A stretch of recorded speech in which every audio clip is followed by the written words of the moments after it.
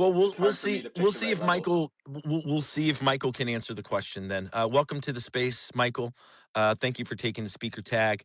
Bands is asking a great question. I think as a newer trader, just he feels he's drowning a little bit. It sounds like within his own annotations. I don't know if I also have quite a few annotations, and I look at a lot of things, but I try and really switch them on and off depending on quite a few annotations, and I look at a lot of things, but I try and really switch them on and off depending on what I'm looking at conceptually. So, Michael, any thoughts? We'll come back. He'll. Can you hear me? Yes, sir. We can. Yes, sir. We can. Sorry. I'm having issues with the X day. It's giving me It's undefeated, brother. We know. Yeah. We know it's undefeated.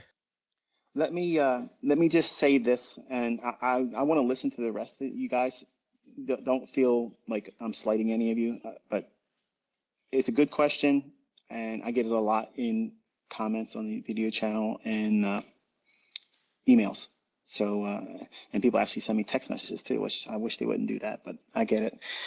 The question is how to keep your charts from being so cluttered. And it gets back to being organized and being very disciplined about what it is you're looking for. If you use TradingView, whatever platform you use, you're welcome to create a workspace that allows you. A good platform will allow you to have different workspaces. But TradingView, you can create a workspace for Monday, first presented fair value gap, okay? And you put that on there, the first presented fair value gap on Monday, name that workspace as such. And then anytime you want to refer back to it, you just toggle to that one, and it'll be there. You can do it with the object tree, but I like the workspaces because, opening ranges over the last 3 days, you can keep a workspace open just for that. So it doesn't have always these things populated with their gradient levels on it, where it can appear as like it's way too many things. So I don't like to have a lot of stuff on my chart. And when I'm trading, I don't have that stuff there. I have it in numerical format on a piece of paper. So I'm referring to it there. You may not find that helpful. It may be a little bit harder for you to do it that way. But if you do workspaces where you create and save, in the upper right-hand corner, there's an area where you can rename the workspace or whatever. Name it to whatever your specialty is that you're trying to highlight, that you don't want to have always on your chart, but you want to have a way to toggle to real quickly. First presented fair value gaps for the week, with the one that with like Mondays when it forms.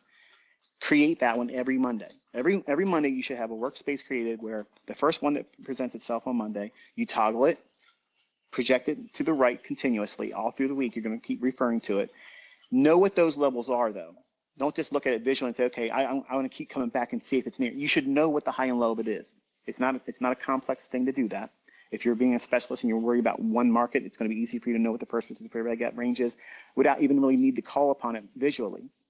And that's a level of dialed in that you'll have if you care enough. If you don't care enough, then you're going to be always referring to, I got to see it visually on the chart. In the beginning, that's a normal thing. But over time, maturity will dictate that you don't necessarily need to have that because you'll know what the high and low is for the first presented fair value gap on Monday. But then you add the 9:30 opening range and the PM session, 1:30 to 2 o'clock, that range of 30 minutes, extend those on that same workspace and label them. You're not going to have a plethora of them, but you're going to have a lot if you're adding all these other things that you're working on your go-to workspace where you're looking at everything minute by minute. Do you know what I'm saying? Like, it makes sense by doing it that way, where you can just go to one workspace that specializes in first presented fair value gaps. Then you can do one that has the opening ranges over the last 3 days, and you drop one off as you create the new one that forms the day of trading that you're watching. Just mute or quiet, and don't display it with the object tree, the one that's 4 days ago. And you always have a workspace where you just toggle and you say, okay, where am I at in reference to that range, or where we're at in the overlapping of these opening ranges. That way you're not populating your chart with a lot of information that's very distracting, and it'll also train you to know what those levels are, and you won't need to be so fixated on seeing it visually because you're still 60 handles away from any meaningful level as it relates to the last 3 opening ranges because we've extended up or lower. So it's not information that needs to be on your chart all the time, but you also know enough because you keep going to it and you've now made a mental note of it, that you're not needing to go back to it constantly. You don't have to be feeling tethered to having that stuff on your chart all the time, because you're managing the information and the flow of information that provides you. Because if it's not in close proximity, then it's useless to you. Does that make sense? Yeah, that helps a lot. I appreciate it. I just want to add quickly, one of the reasons why I developed as many quote unquote indicators, which aren't like the RSI and the typical things that we've looked at over the years, but it's to automate these annotations, because at times they can be laborious. It can become a lot. There are a lot of concepts. So being able to flash something on or off, and I think Michael, what he's saying, I mean, obviously, is like a new trader, you need to be doing these annotations yourself. There's nothing better than you annotating your chart the way Michael shows you how to do it within these concepts, and following the assignment for the week and within what's happening in the mentorship. So I think there's levels to that.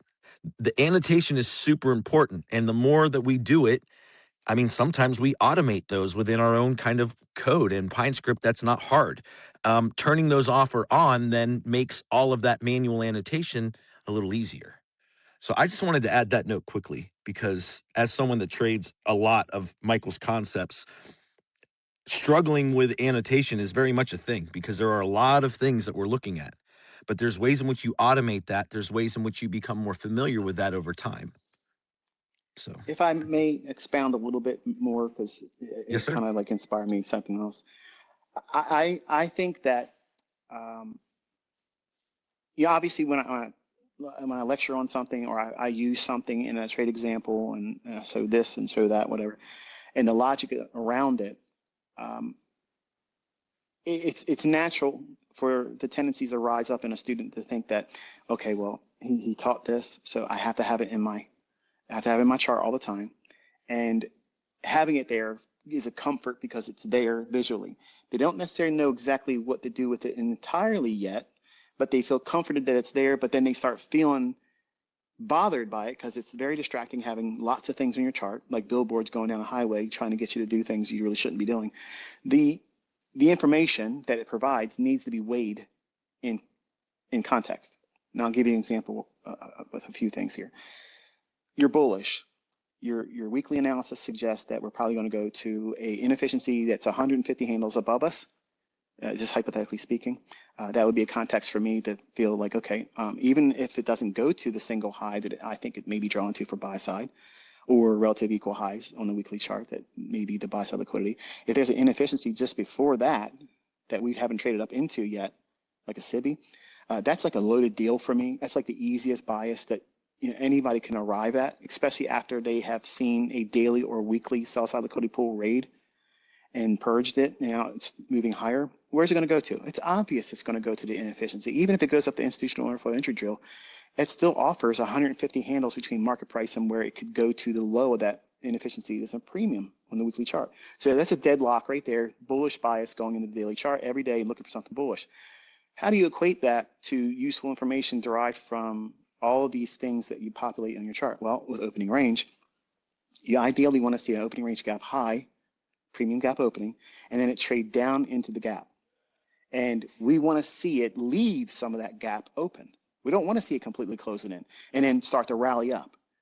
If it leaves the opening range after coming down, leaving a portion of it open, what is that indicating? It's underlying strength. It's pushing away the tendency for it to want to go lower, because if it's weak, it's going to go lower. If it's strong, it's going to say, I'm not going to give a discount to much people that's looking to go long. We're going to prevent the opportunity for more people to dogpile on this. It's going to go higher. So the algorithm will spool higher, leaving that inefficiency open to some degree on the opening range. And then you can start looking for first percent of fair value gap. And you're not going to worry so much about the lower portion or lower half of the opening range gap, because you already got the information arrived, delivered to you on a silver platter, what you're looking for, because primarily weekly charts indicating it's bullish. You have a PD array and you have a supporting PD arrays that even if you're wrong about not going to the ultimate high on the weekly chart, there's an inefficiency you could reach to. And even the worst case, it only just trades just into the low of the old CIBI that's shown on the weekly chart. And I'm saying a lot of things very quick, so I hope I'm not confusing most people, but if you've been with me for a while, you know what I'm talking about. You have a bias, and you want to start seeing daily chart and lower time frames start indicating that it's not willing to go lower to fill all the inefficiency. And we start with the opening range gap. And then we can move to the first resistance area gap in 10 o'clock hour. And then now you have no necessity for the lower half of the opening range gap. You have no necessity to concern yourself with anything else except for that first resistance area gap from the 10 o'clock hour.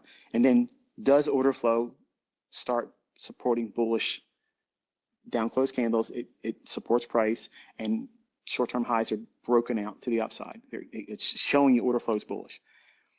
That's a proper example of managing the information that's provided with what I teach. And once you get the information from it and its usefulness is absorbed into your decision-making concepts, then you move it aside and you go to the working workspace where you are aware of what these levels are. And if you need to toggle back to it, it's there. But you don't have to have everything on your chart, because once you get the information you're looking for to qualify a setup that meets the criteria that's unknowingly bullish or bearish, you want to have as little as possible on the chart, because you don't want to second guess anything. You want to keep your focus narrowed down to what's important right now, what's the most impactful thing at this moment, and filter out all the other things. So, indecisiveness is very paralyzing. And the more things you have on your chart, it's going to be easy for you to fall into that. So how I teach is to help manage the information that you collect from this information itself, the PD arrays, but you're not supposed to constantly, like a straw, constantly be drinking from the cup of, every individual PD array. Like they have a life cycle, they have a measure of importance, and once they give you the information they are supposed to give you, the intelligence that you should have by having studied them in past moves, once that information is delivered to you, they have exhausted their usefulness at the moment. Doesn't mean they can't be reclaimed later on, but at the moment, then you shift to, is order flow bullish if I'm bullish? Is everything indicating that it's going to go higher? And then try to get into the trade based on that information, because you're looking at higher time frame charts to qualify whether the bullish or bearish. You're using bias based on things that's going to be a higher time frame weekly chart, so it's not delivered on, it can be delivered on 1 day basis, but you're expecting it to deliver over the span of a whole weekly range. So you're not depending on it being immediately responding and it delivers all one shot, like a big blow off move. So you have to submit yourself to the information as these concepts give it to you, cycling through one piece of information, one concept, and they're all supporting one another. But it gets down to simply, once you get the information from it, you don't have to have it on your chart. It doesn't have to be there, but you need to be able to call upon it when it is useful to it. For instance, if say the first percent of everybody got indicates that it's so long, you get in it, it starts making a little bit of money, you're in unrealized profit, and then it collapses and gives up the ghost and goes back down into the opening range. Then guess what you do? You go right back to your workspace where you call upon that same information again, where it's on your chart, it's there. Then you're going to start watching. Did it just go down to take a stop loss hunt in the opening range? Because many times you'll see that that sets up the PM session, then it'll resume. And then even in the afternoon, the 10 o'clock hour, first resistance for everybody got, will be used in the PM session or during the lunch macro, which creates the very stellar long from there after the sell stop raid that went right back into the opening range gap. But knowing how to use the information, when to pull it up, it's got to be in close proximity. If it's not in close proximity, don't have it on your chart. It's simple as that. There's no reason to have something, in my opinion, 100 handles away. If it's not inside of a range of 100 handles, I'm not personally interested in it. I'm not concerned myself with it. But when we're in like 35, 50 handles away from wherever that, it can do that like that in today's volatility. But 100 handles away, I'm not all that interested in it, especially if it's against my underlying bias, because I'm not concerned with it.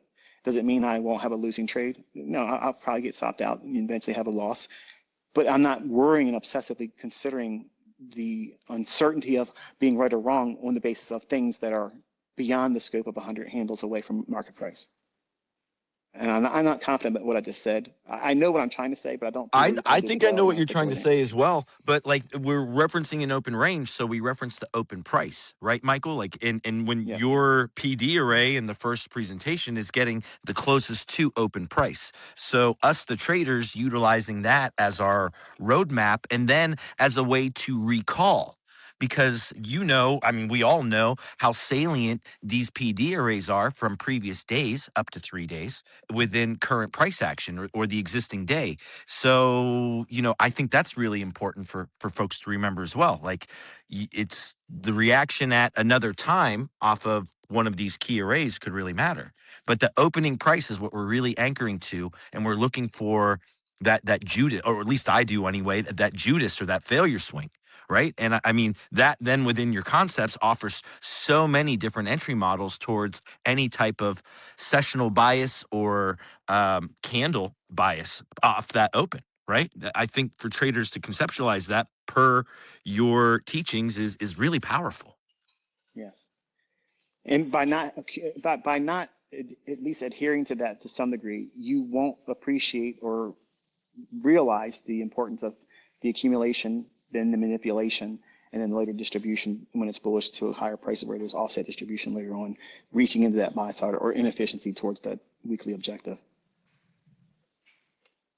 Which are very kind of advanced concepts that a lot of folks who are listening might not get. But what's awesome is you have such a strong community that you can just rattle off what you just said. And to the uninitiated, they're like, excuse me? It sounds While like babble. yes, no, but again, that's for the uninitiated. But for those who see and believe and have made money, then it just becomes second nature.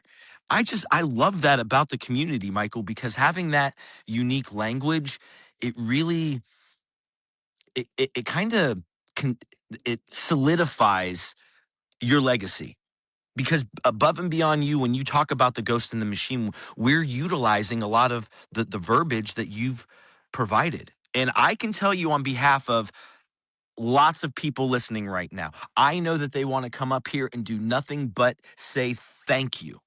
But on behalf and within the community, that gratitude needs to exude the conversation here, Michael. It needs to exude what we're doing because a lot of folks are very, very grateful towards the terminology. And you just mentioned something as the author that, again, would sound like gibberish, or to the uninitiated, they have no clue.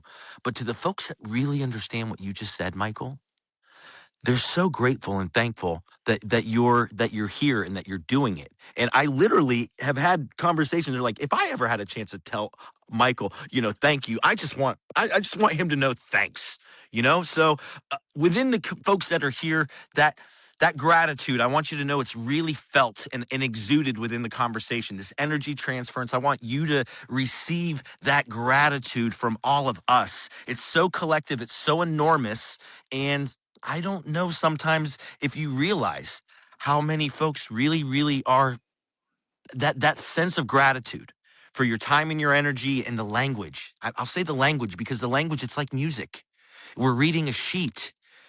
The candles have become a sheet, and your life's work has become this language and this philosophy and this way in which we can actually read music.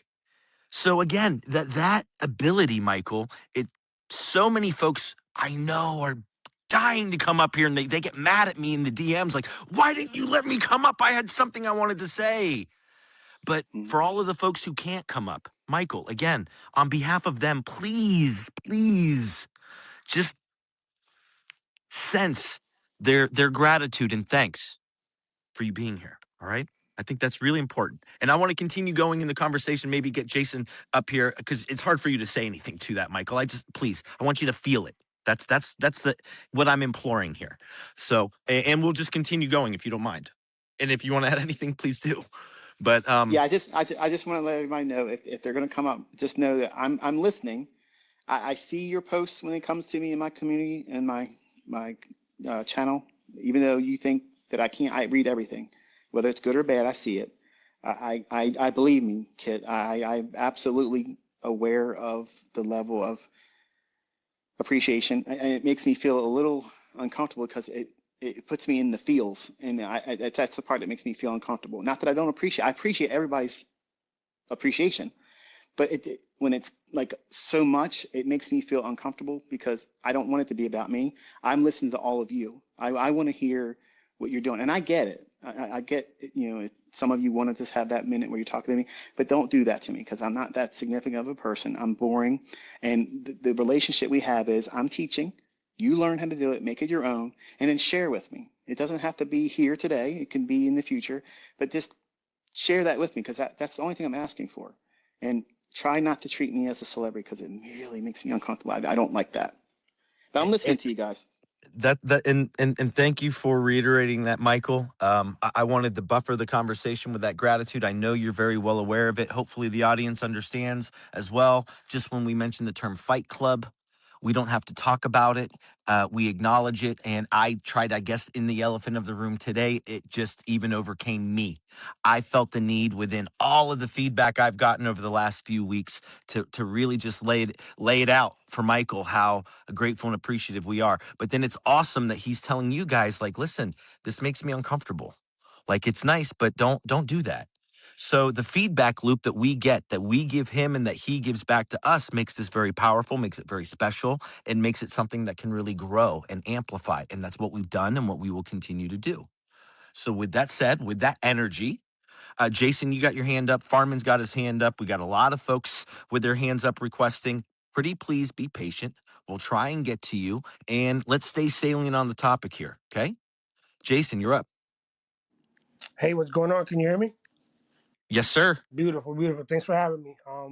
Yeah, definitely a blessing to be in the same circle as all you guys. To be honest, I am one of the uninitiated, as you just said it, and I understood Ben's question when it came to like the clutter and like wanting to have all of those informations on the chart at the same exact time because you don't want to like lose or miss anything, right? I definitely like touch on that because as a new student, you want to make sure that you kind of understand everything that he's saying. So you're here putting all this shit up on the charts, and now you're trying to look at your setup, but you can't see it because of everything that's like drawn up on the chart, right? So I started doing a lot of like on TradingView and the platform X or whatever.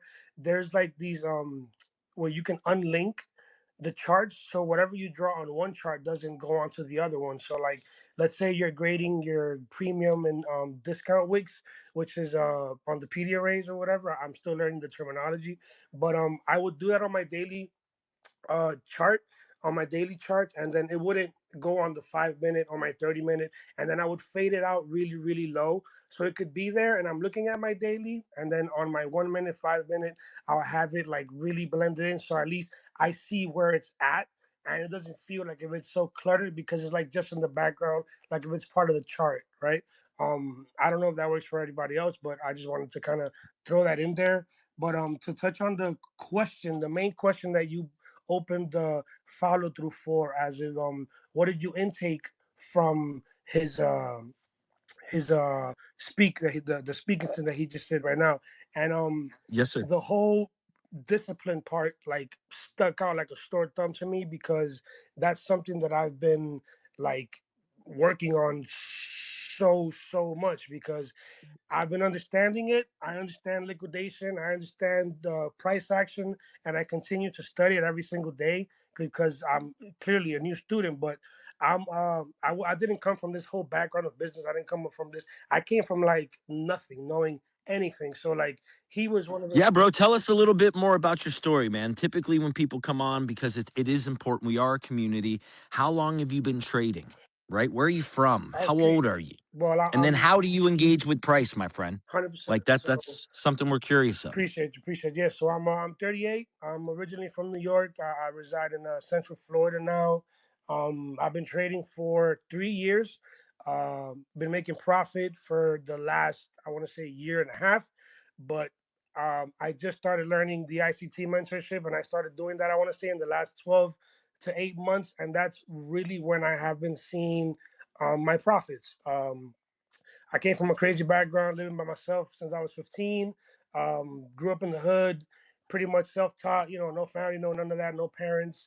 So everything was rough. So I learned how to teach myself everything so I don't end up, either dead or in jail, because that's pretty much what happens and you don't have any kind of direction in life, right? So as a young kid, I definitely understood that I had to tighten up and do what I had to do. Like, any bullshit that comes around, just push away from it, keep pushing for success and be great every day. And I kind of just live my life through that. Luckily, this trading stuff has helped me. Not to get personal or nothing, but like the last 3 or 4 or 5 months, I had lost my job.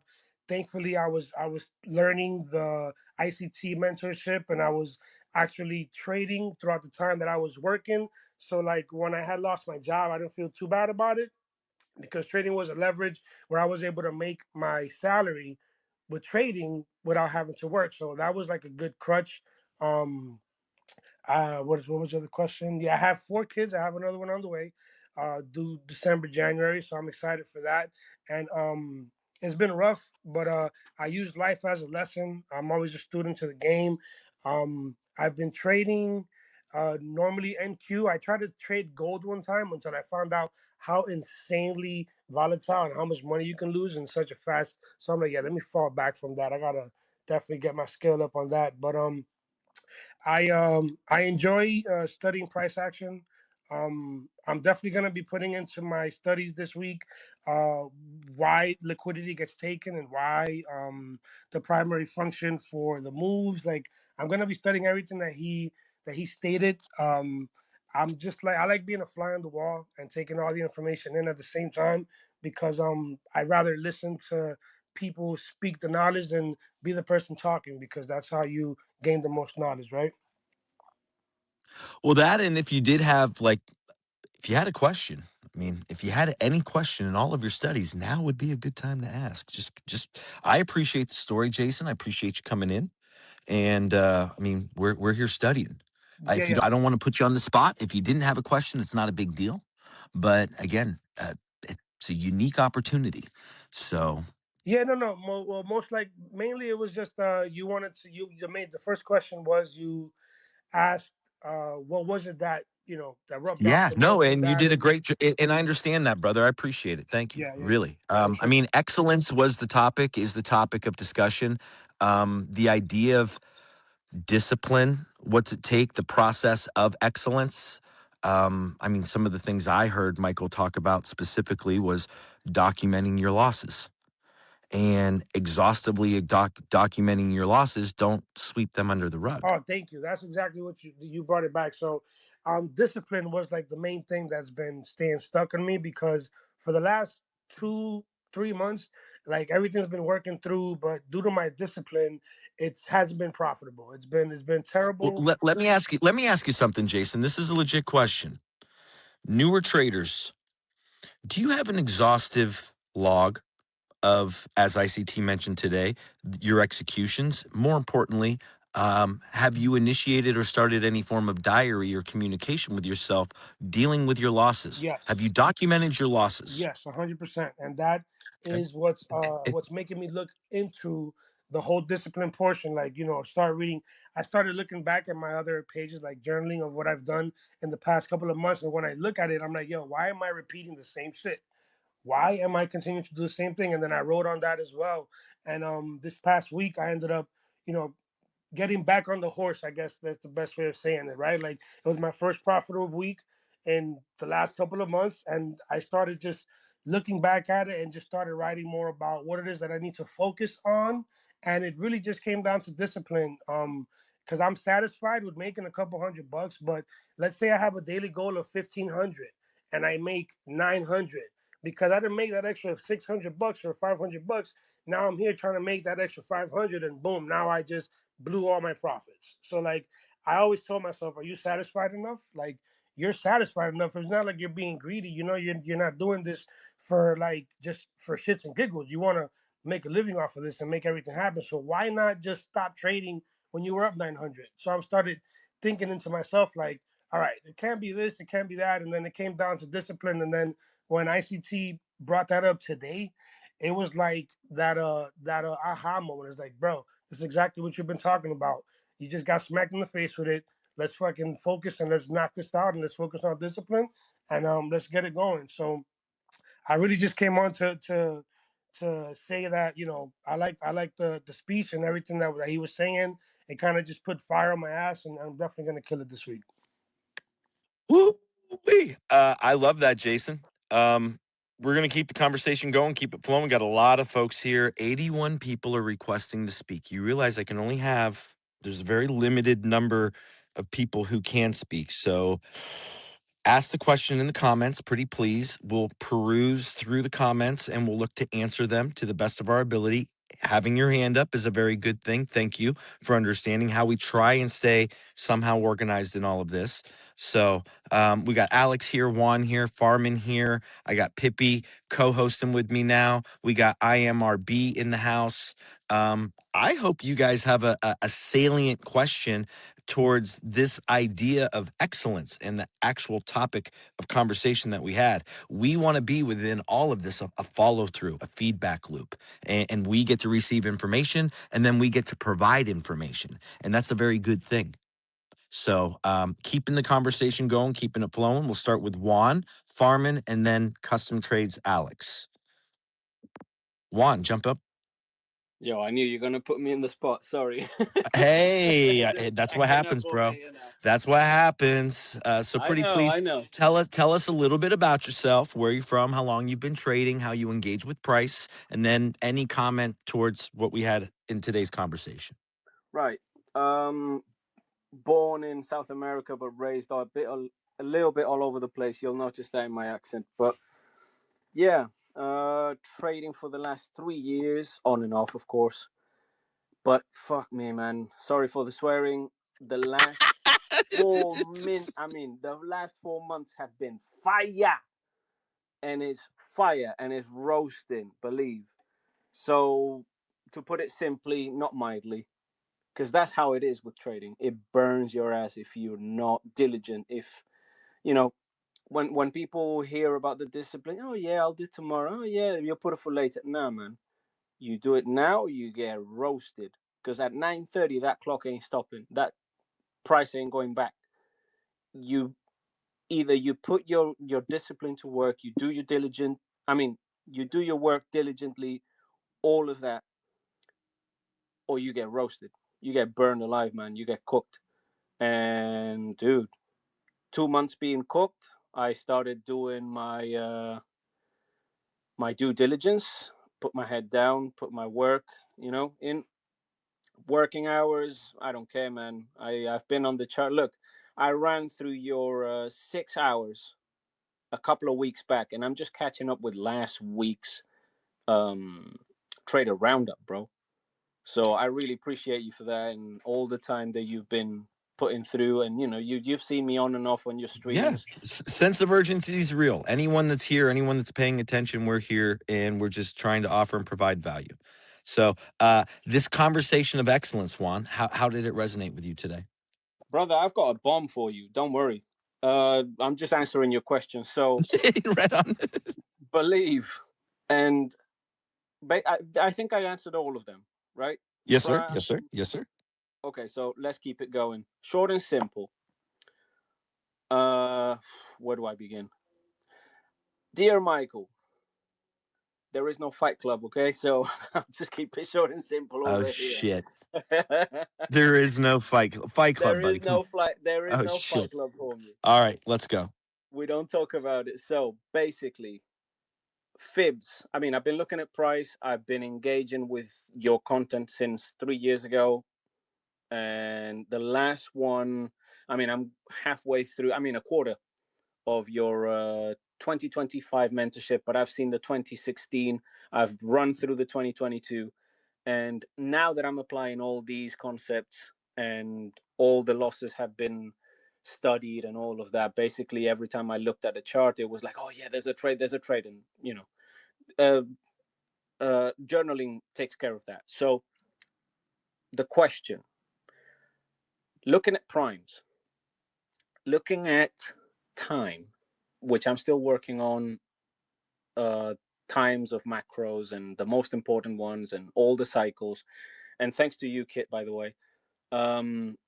primes, time, fibs.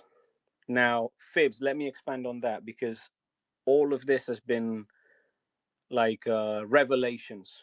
Okay.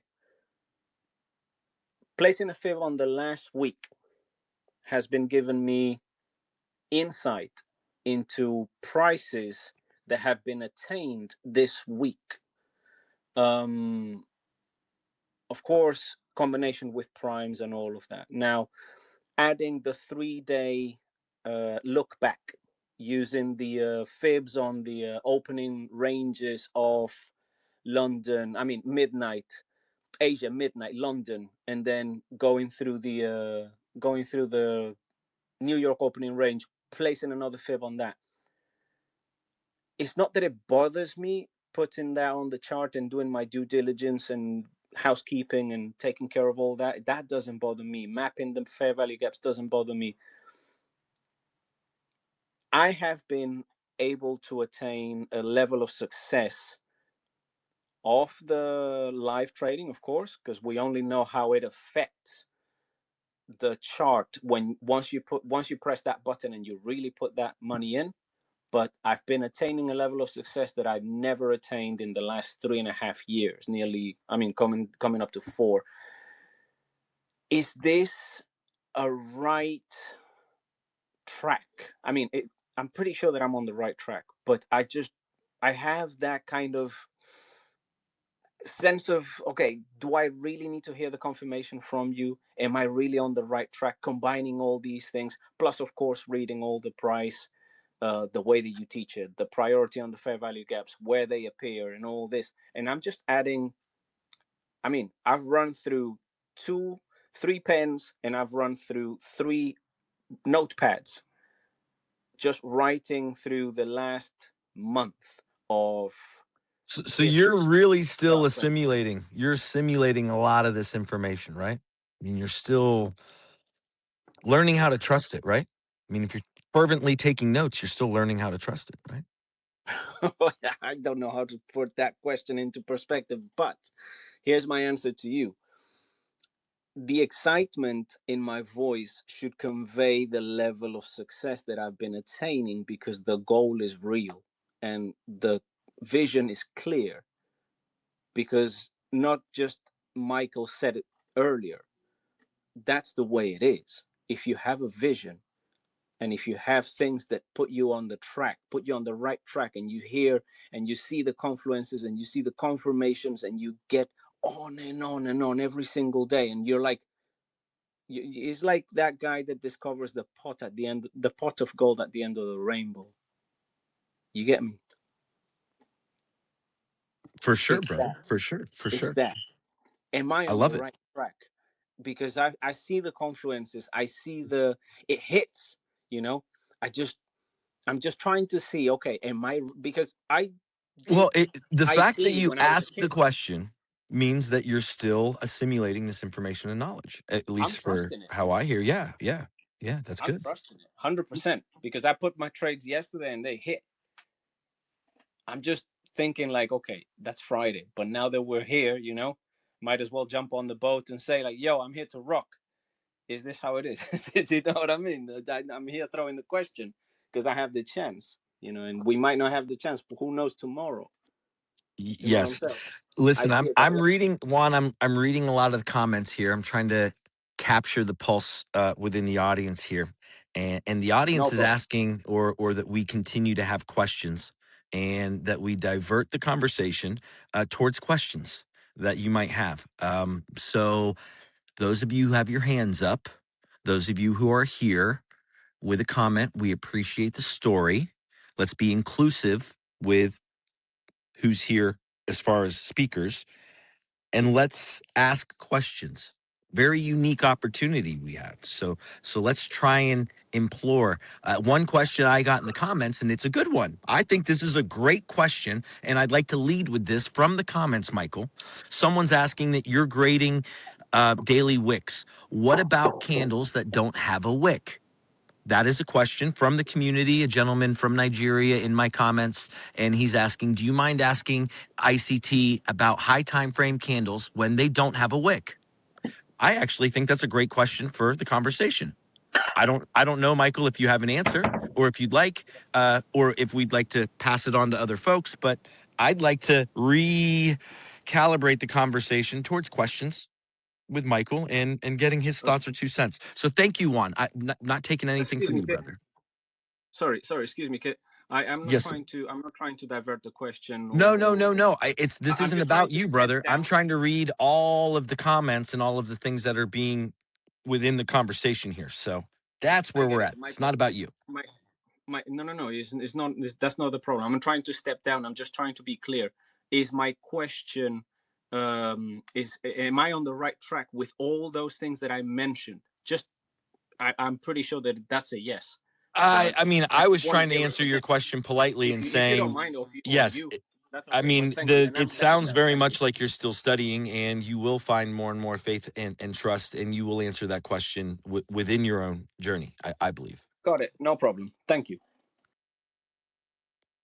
So, topic on grading wicks. What happens when there's a candle that doesn't have a wick? Is that an okay question?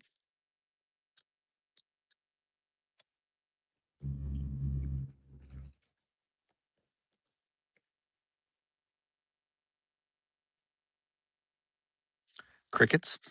Okay. My thoughts are 2 cents on it. It's just OHLC is what we're talking about. So, Michael, are you there? Can you hear me? Yes, sir. Yes, sir. Anytime you have a range that has an absence of a wick, that even if it's overlapping with a candle prior to it and a candle after it, you can still treat that as a dealing range and you can grade it. It's just simply the same concept. Every range, okay, every range has the capability to be divided into sub quadrants, okay? But there has to be a reason to do it, not simply because, well, this looks odd. This doesn't have any wicks there. Maybe that's some kind of a clue. Maybe the universe is speaking to me and saying, hey, look, there's something special about this candlestick, so let me grade it. Maybe there is. But I don't look at that and say, wow, there's something special because it did that and there's no wick. With that, when I see something like a candlestick without wicks, instead of saying, let me jump on it and grade it, if I'm bullish, I never want to see the lower half of it traded down into in the lower timeframes. And then I just break it down based on that. So if you're bullish, the lower half of it should never be traded to. And if I'm bearish, I want to see it stay in the lower half of it, not quadrant, the lower half. So upper half or lower half in respect to it being bullish or bearish. That's the only extent I have towards anything like a candle that has no wicks. And hopefully that's enough of a response for them. That's awesome. I mean, you just reiterated existing content for folks that don't know. Core content, month 4, order block theory. When you're grading wicks as the concept is introduced in the 1617 core content, and then in any of the other private mentorship stuff, but you're just going to grade the range based on how ICT is mentioning it. So it's the same concept throughout. So hopefully that answers. Continuing the conversation, we have Batman Shadow. Batman Shadow, what's up, buddy? Hello, how are you doing, Great man? name, by the way. I love it. Yeah, how are you doing? I think we talked before, but I was a little bit busy. Excuse my language, It's but okay. we're gonna go through that. Yeah. What are your Uh, thoughts? You got a question? You curious about anything? How did you yeah, yeah. let me reiterate. I think I introduced myself before. I'm an immigrant.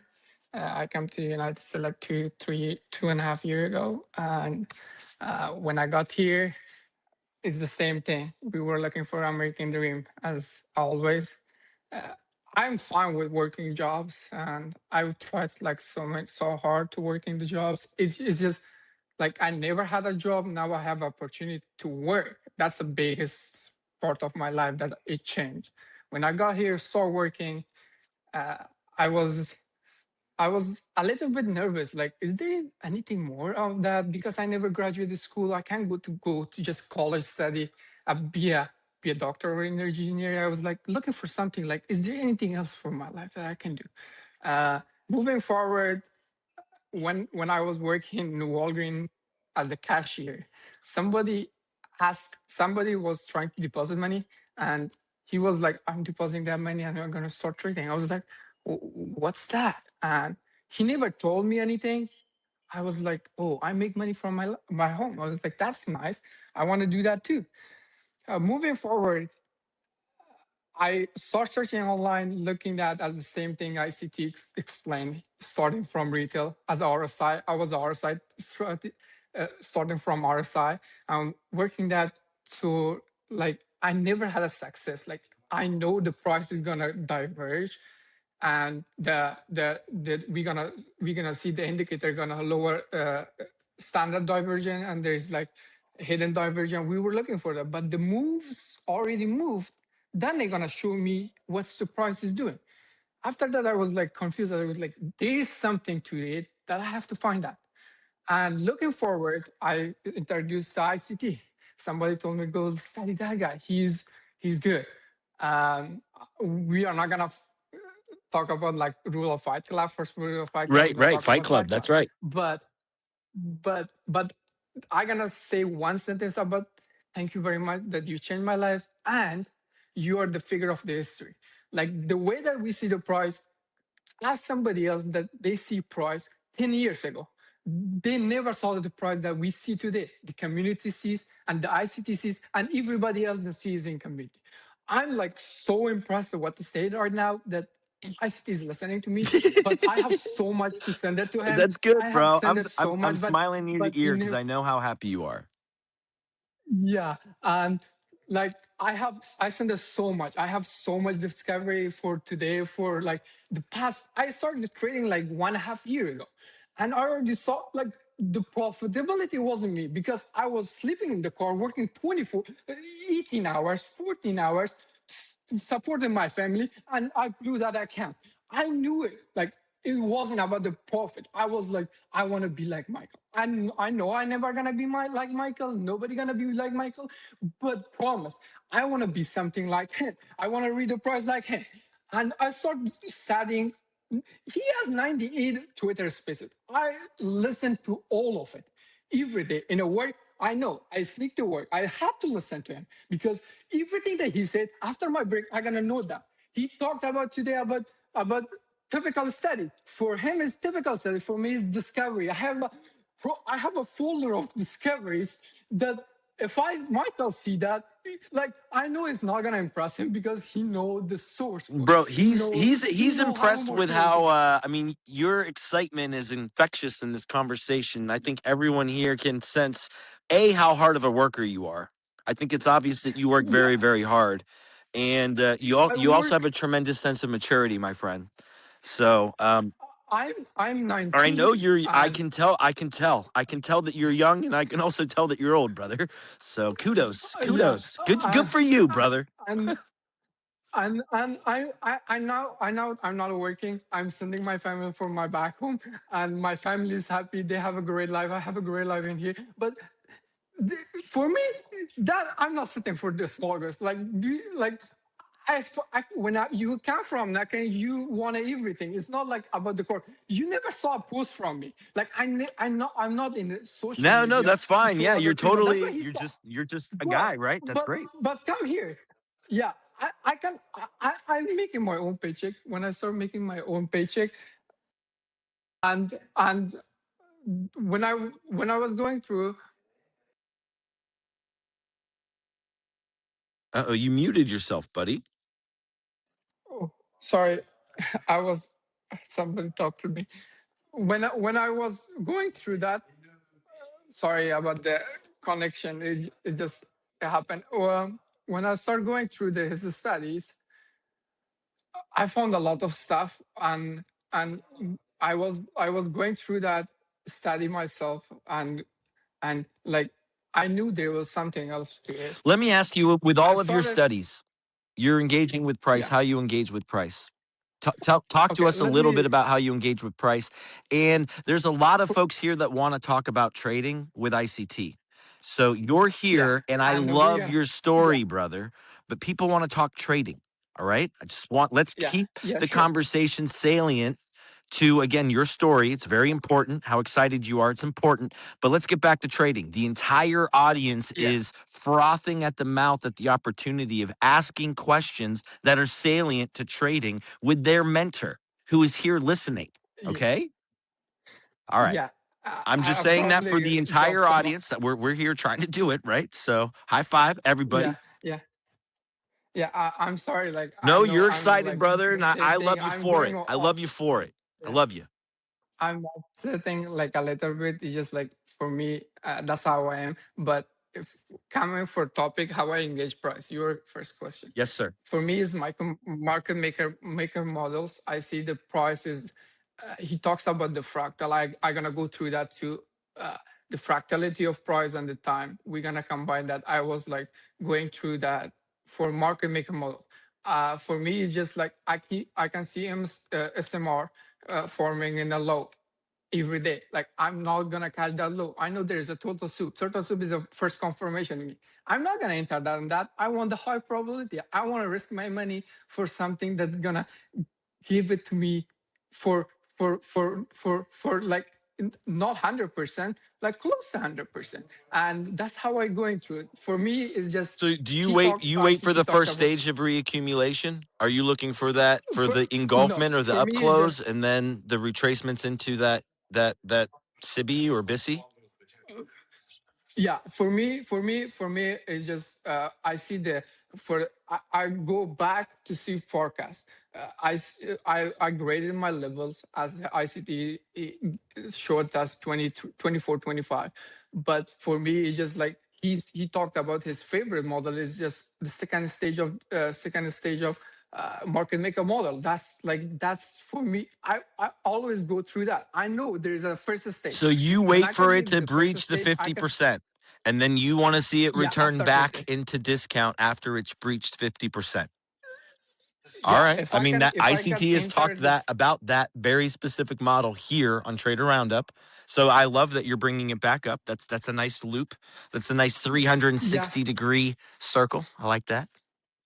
yeah, and for me just time is important. Like he talks about the macros, and I have my own macros. Like it's just like fractality. When he talks about this something, I have in my discoveries a lot.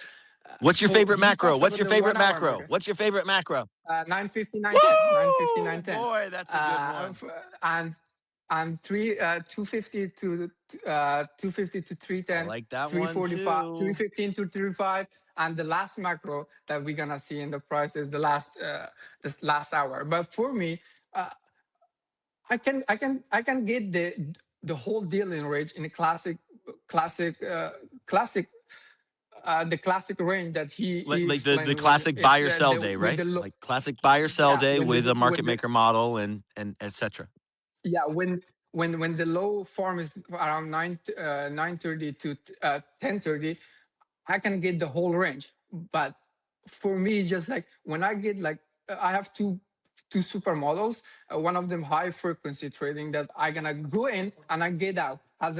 As he talks about hanging fruit, that's hanging fruit every day. I can trade in an Asian session just for 15 minutes. I can get my trade in a London session. Any hour of trading, I just see the range and I can trade it. But for me, it's just like I want the high probability. What's the high probability? New York session. Everybody likes New York. The move is super fast. We want an infuse super fast. Get my money, get out. For me, when I got the distribution of the range that I'm looking, the fractality that I'm looking for my hourly hours, I get my 10 pips, I'm out. And I gonna rest. I'm not gonna come back for the short. Oh, the move is already moved and it moved like 50 points. No, for me, I got my money. I got my profit and my family is and I eat. That's all I need. But I can the questions for the discovery that I have.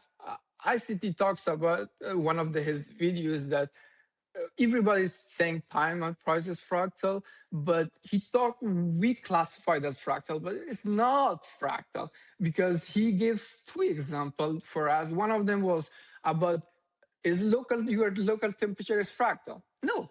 If you flip the coin, the result is fractal. No.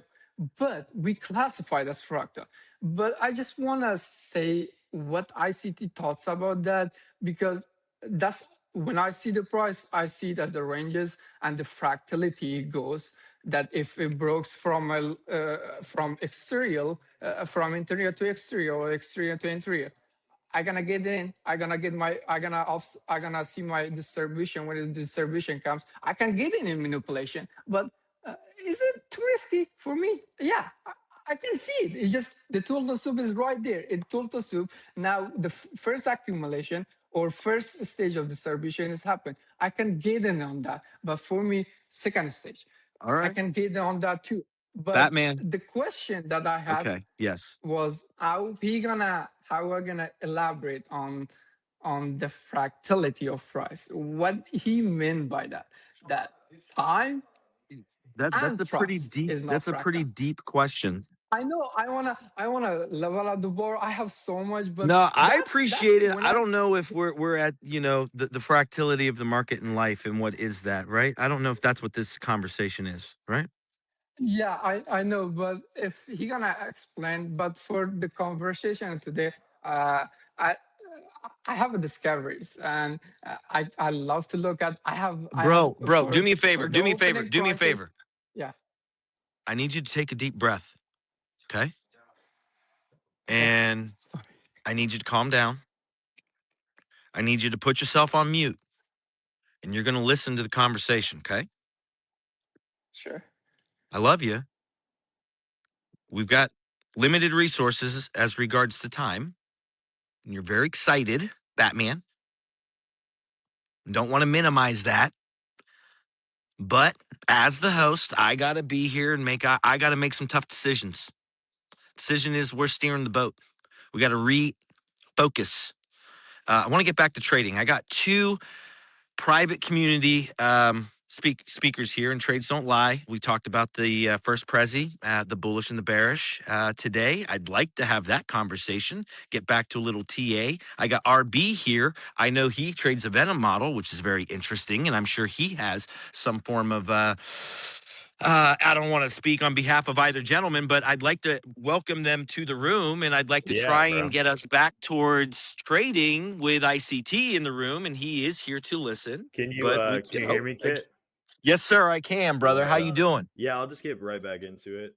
Yeah, thank you. I have a really simple question that I think that a lot of people aren't aware of or really should be thinking of, and Michael might not even be aware of it. But with the new world of AI, since everyone has the ability to codify their own indicators and algorithms because the AI now speaks and writes the coding language, what's your thought on actually codifying our own algorithms? Where would we begin?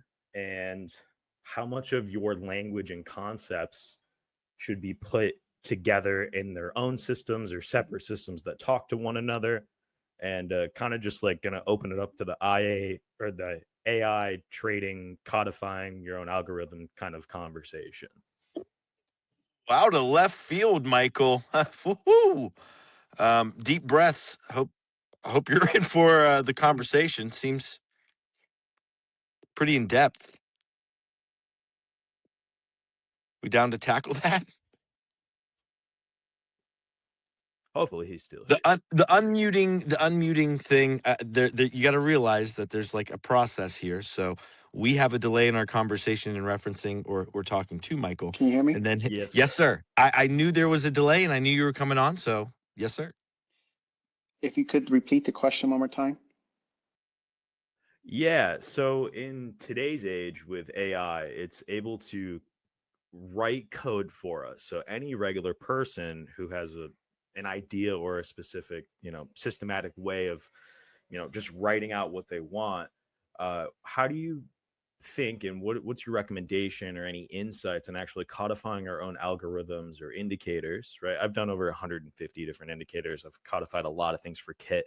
I'm working on my own algorithm testing suite right now and just creating a bunch of different things in Python and creating my own algorithms. But I kind of wanted to just make you aware of, or, ask you some different questions, since you talk about algorithms and you talk about, the algorithm that controls price, or your algorithms. Now that regular people who don't have a coding background like yourself can codify algorithms, how should we begin? What are your thoughts on that?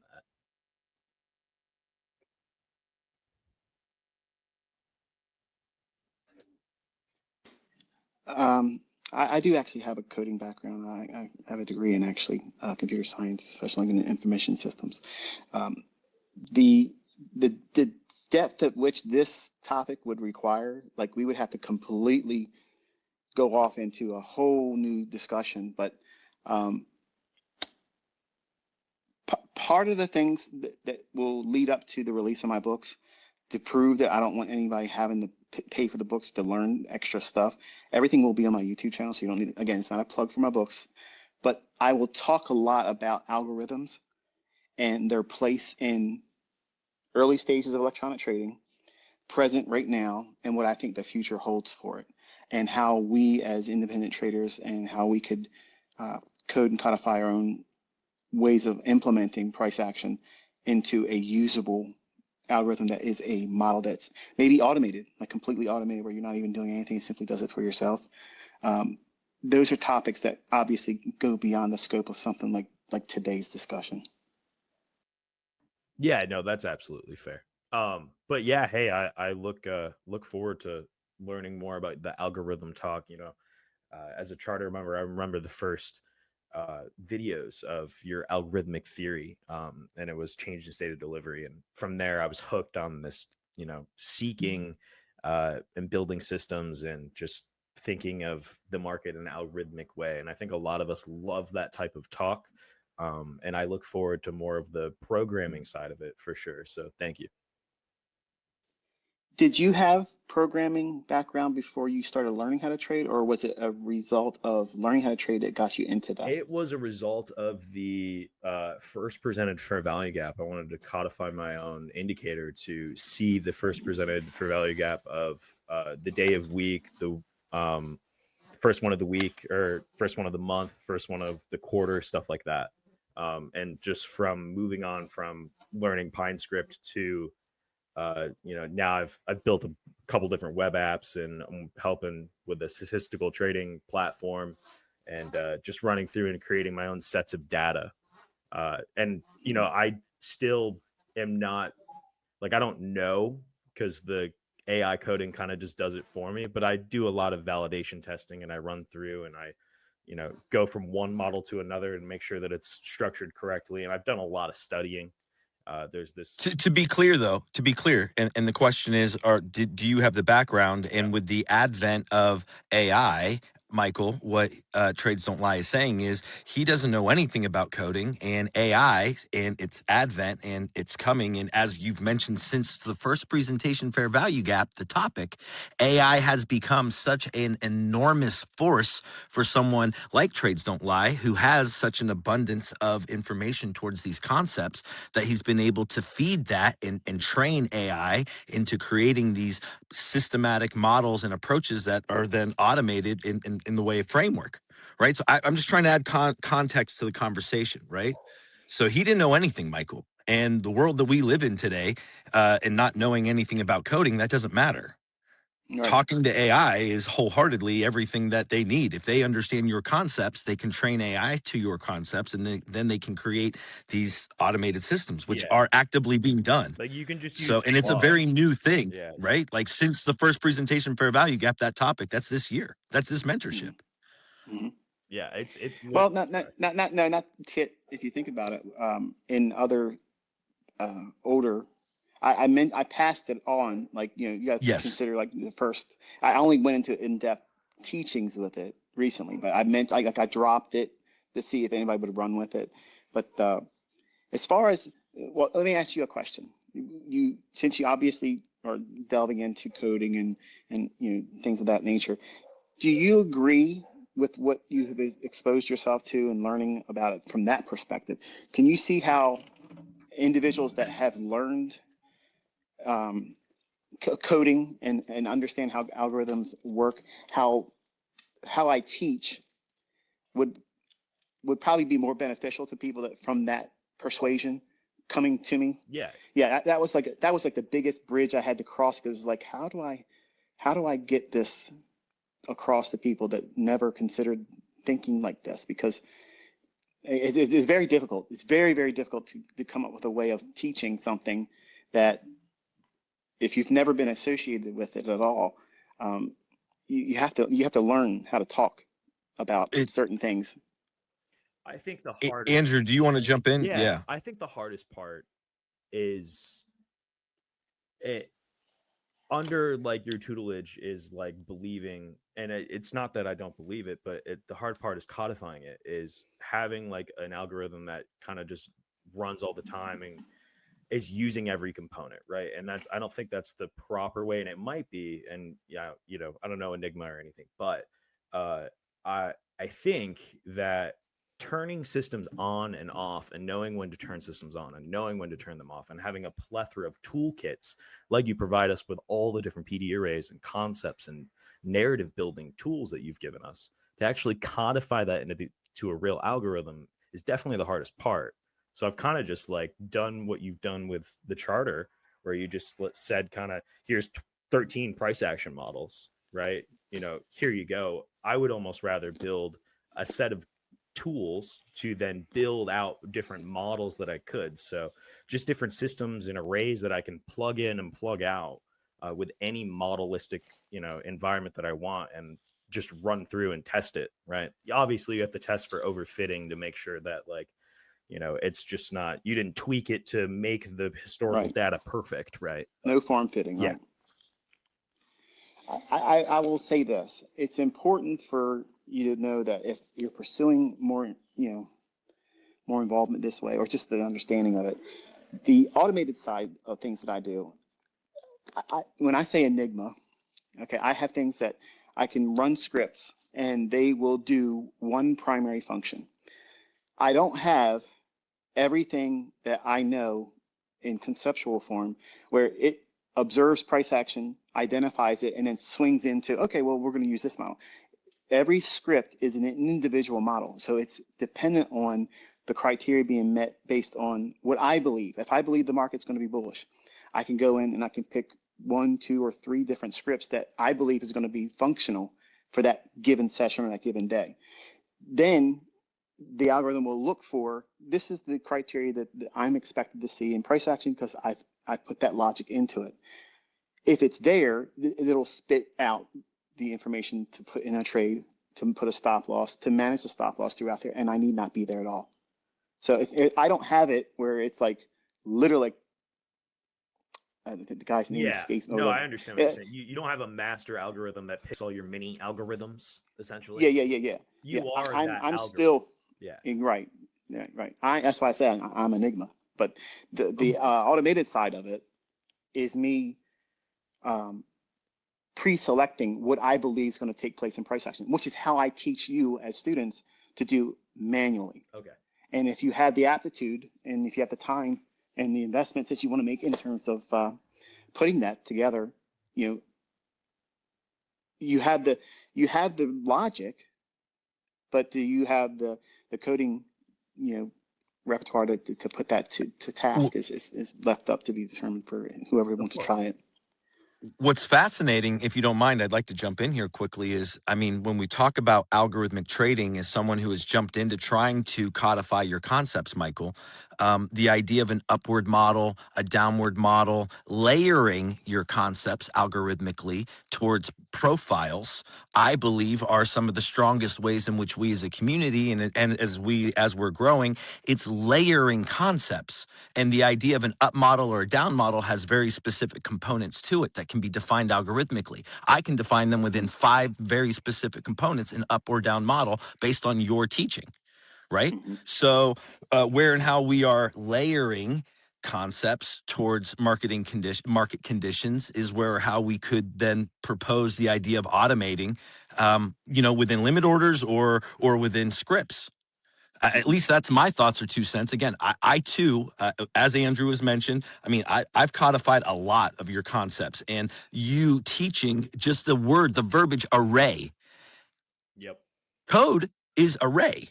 If you Right. don't know in code that you're utilizing the term array, that is a codified concept. So that in and of itself is algorithmic, the term array. And for someone the uninitiated, and we have quite a few of those here, a lot of folks just learning, where some of us have been learning for a long time. So we get to add that perspective.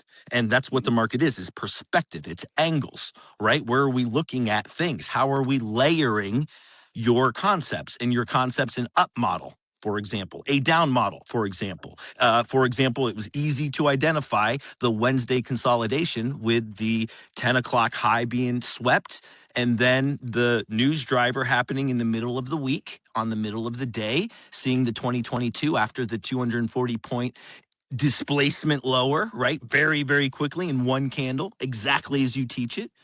So, I mean, the if-then statements, as you've taught, it's more important for us as a community, I believe, to be layering these things. It's not simply ever one. It's layering a profile, for example, and a high time frame array, for example, with the low time frame entry points. Mm-hmm. I don't know. That's my thoughts. I just wanted to add that. What Well, that you're would asking be, the question, so. yeah, that I think that would be the primary goal to develop continuously doing, but initially you can do well just with having one simple model, one PD array, building on a basis of bias if it's bullish or bearish for that given day, waiting for the market to move into some measure of discount relative to what it's already offered at the time you're entering the trade, looking for the setup. And it can be streamlined to something as simple as that. But you can make it as complex. Like you can make it absolutely ridiculously complex and so many hoops it's got to jump through. But you'll probably get 12 trades a year. And is that a model that everybody that's listening wants to trade? I guarantee they don't. Nobody wants it. And you can make $1 million a year doing that model, but it's trading it's so infrequent. They don't have the discipline to sit still and just do that. So by teaching things that have high frequency in nature, because if you think about what I've taught, everything that I've taught, whether it be optimal trade entry, because it can be applied to all time frames, the first presented fair value gap, that's an everyday model. Now, if you really understood it, it's an every hour model. It presents itself every single hour, but you have to be inclined to be using a 15-second chart to use it. But it's there every single hour because there's always market internals that are shifting, and these algorithms are going to fire off of this type of volatility. And you can capitalize on that by using ultra small time frames, sub 1 minute. But everything I taught was to give you as students the tools to go in and make it whatever you want. If you want it to be a working class hero type model where you can't look at lower time frame charts, but you can trade a daily chart, but you have to require the weekly and the monthly to act like we would view a 15 and 5 minute chart respectively. I get that question all the time. Like, how can I do this? How can I do this if I can't be in front of the charts all the time? I have a job, I have a family, I have a university. Then trade a daily chart. Use big stops, very, very low leverage, and the monthly and weekly are your higher time frame, just like a 15-minute and a 5-minute would be for a 1 minute model. 1 minute is just to prove that there's no shortage of opportunity, and it's high frequency in nature. That means you have lots of examples to go back through and back test. And that same application being applied to any other frame of reference for time, whether it be a large time frame model or an ultra short term sub 1 minute, all of them are algorithmic. But how you are applying them individually that fits you personally, that's the hard part. And that's what I tried to create, an automation where it could do everything. And it was so many conflictions with, logic would overlap and it would create barriers for me.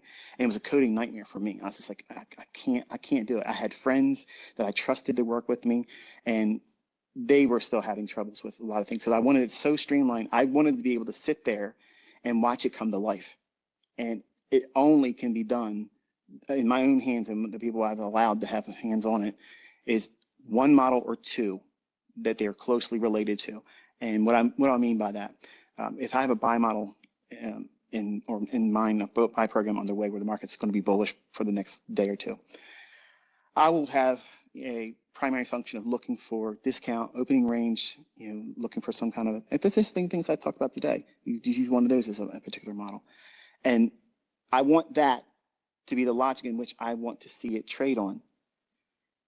And once it does that, then I can use the lunch macro, which is it pulls back down into a low that's formed at 10 o'clock, and it will cycle through 10 o'clock in the morning on a 1 minute basis and find the closest, okay, at 11:30, it finds the closest 1 minute low that formed, but it had to form after at 10 a.m. So 10 a.m., the filter is go back to that reference points in time, and then what's the lowest low, but it's the closest one going back from 11:30. So what is it looking for?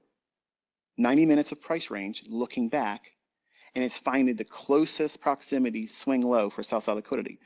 That I'm going to use that as a scalp if it's enough range in terms of handles. I'll take that as a short, and then I'll reverse, go long after the sell side's there, and it'll automate and do that all by itself, and then it'll run into the last hour of trading, and it closes at 3:15. No matter what the market's doing, it just simply will close the trade at 3:15. That's the logic I put in it. That way I don't have to overthink it. I don't have to worry about it. I don't have to babysit it. It's just done. But you can see how there still has to be some kind of hands-on and understanding of what I expect through, like you were mentioning, Kit, market profiles. Where am I in the weekly range? How will these puzzle pieces of what I think the daily range is going to form as on an individual day-by-day basis because of experience? And yes, this is a very, very complex way of doing it. And for someone that's thinking like, wow, I have to do this to learn how to trade. Like, no, absolutely not. But you're listening to a guy that was a freak with this stuff for 33 years. And I wanted to do all kinds of things with it. Like I wanted to make it where, you know, I wanted my kids to be able to say, okay, I'm going to get up. I'm going to put this in. I'm going to push this button, and I'm going to just let it do what it needs to do. And there it is. Because I didn't trust that, you know, my kids, and honestly, they're not as good as I want them to be. And I'm struggling with that as a dad. I feel like the dad that went to, you know, a specific alma mater, and I went in the following suit and, you know, playing the football team like dad did and all those things. I never did that stuff, but I can relate to that because I want them to be the better version of me. Like I want that. And they're encountering the same things that you all encounter. Like they get in the way. Their own character flaws get in the way. Their impatience get in the way. Their want to design. You think it's impressive for you to come to me and say, look what I was able to do with what I learned from you. And you want that interaction with me. And as much as you want that to happen, my kids want to do that, and that gets in the way. So you can imagine what an impediment that is for them because they want to be able to say, it's in our genes, it's in our genes, it's in our DNA, and it's not. It's a skill set you have to work your ass off for.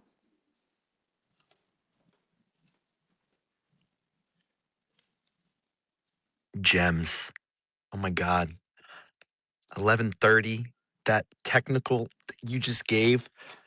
I got to keep the conversation going. The board we have has some fantastic questions, and I'd like for us to just address what some folks have asked, Michael, if that's okay. Sure.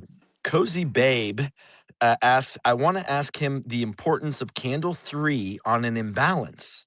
If candle 3 on a BISI is a down close candle, it usually only wicks in an FEG. But if it's an up close, candle 3, it puts a down close candle inside the imbalance. A question from a friend. It's written in the thing on the top. You can click on it. I'm not sure if you can see it, but she tagged us. It's in the comments. So I'll reiterate the question one more time if you'd like. Please, one more time. All right. I want to ask him the importance of candle 3 on an imbalance. If candle 3 is a BISI and is a down close candle, it usually only wicks in an FEG. But okay. if it's is the imbalance candle number 2, are you classifying it as a buy side imbalance, sell side efficiency, or is it a sell side? Like, is it CIBI or BISI? Commented as it's candle 3 and it's on a BISI and it's a down close. Okay, so when I heard you, I was interpreting what you were saying as she was indicating that candle 3 is a BISI, but then down close was confusing. So, okay, so it's a bullish fair value gap. It's an up close second candle, and the third candle is a down close candle, correct? It usually only wicks in an FEG, but if it's up close, candle 3, it puts a down close candle inside the imbalance. Not all the time. If she's seeing it, it's just something that's just recently happening. But the third candle's up or down close has no basis at all in terms of what the effect's going to be inside the imbalance. So try not to spend too much time worrying about that. Okay. Okay. Very, very good. Cozy Babe. I hope the questions there in the Tron. Next question from Andy Gomez. Michael, do PD arrays have a hierarchy? Rookie question. Do different PD arrays have more pull than others? That's a good question. The Well, gravitational pull maybe of specific arrays versus others. And before you answer, no. Michael, Pippi, if you can continue finding some of these questions and throwing them on the Jumbotron from there, if you get a chance, it's a really, really good format for what we're doing right now. It keeps the trading conversation salient. And these are questions from the folks, which I'm sure Michael really enjoys. So, yes. Anyway, Michael, I didn't mean to interrupt. Just trying to host a little bit here. So please continue. The idea of, is there one PD array that supersedes or has more significance or draw or pull than another? And no. The key is to know what your dealing range is at right now. Where are you trading inside of? What range has created the buy side? What range has the defined sell side?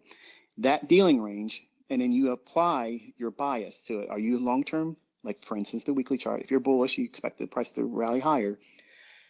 By having that understood, you're expecting this dealing range to do what? Move to the upside and discover something above its short-term high where buy side is.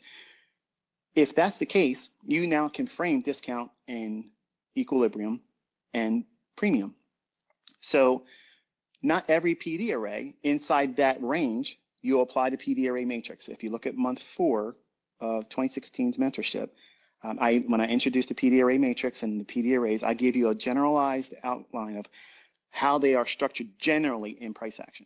But I also mentioned at the same time, you're not going to see every single PD array in any given price range. So you are forced to know what?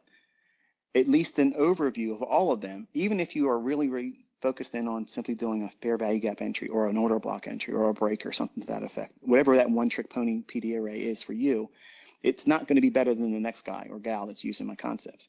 It's the one that occurs to form when you're bullish and it exists in laying inside the discount range. So the only importance or affinity that I have towards one PD array over another is its placement, its existence in the given price range at the time of the trade setup, and not all of them form. They don't all exist in every price range. They don't always appear like that. So the ones that appear in relative terms to when you're bullish, you want to see it appear and form in the discount range that you're trading in. And when it trades down to it, you want to see it do what?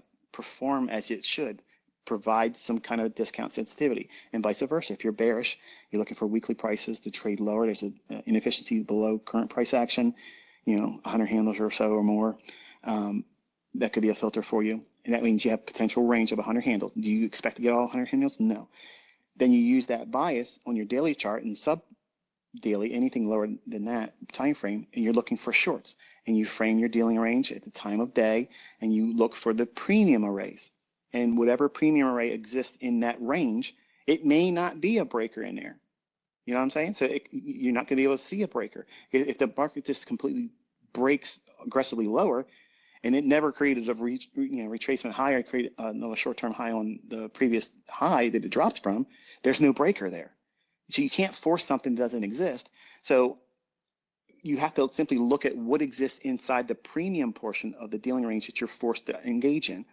And whatever one exists in that respective discount or premium range relative to being bullish or bearish, that's the one that's salient. That's the one that makes the most impact because that's the one that's going to use. So there's no subordination, parenthood, control over, no importance, no strength or stronger than this one. There's none of that. It's just a matter of discount, premium, current narrative, and the dealing range you're operating in. Beautiful. RB, you had a question. I see it's here on the Jumbotron. You also have a speaker tag. Would you mind pretty please jumping in, asking your question? Yeah, hi Kit, how's things, bro? Pretty good, brother. Pretty good. Yeah, just got some family engagements going on, but I'm glad I got on here.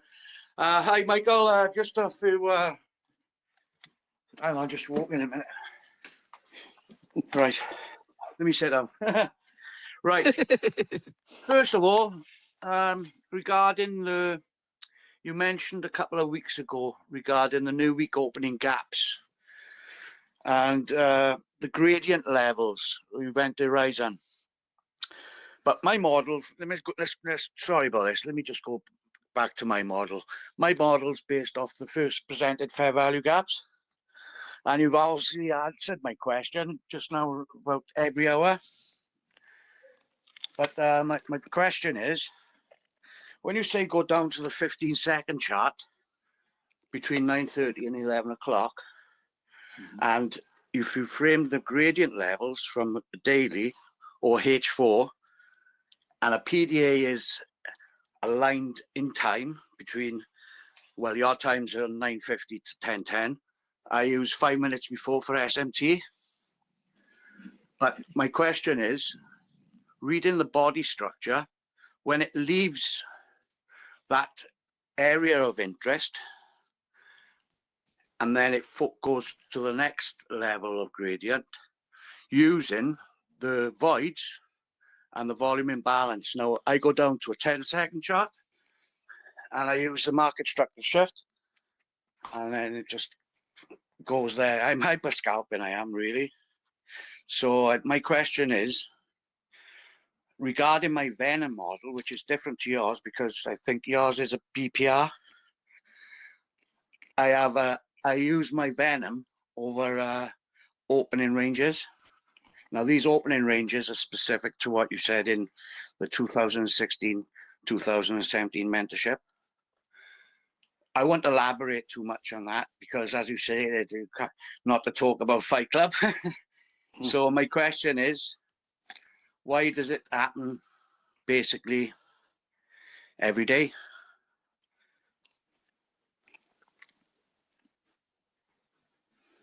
I'm actually not sure.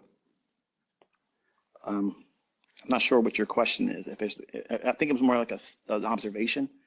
And I apologize if I didn't. Yeah, Pick it up. I kind of caught the same thing.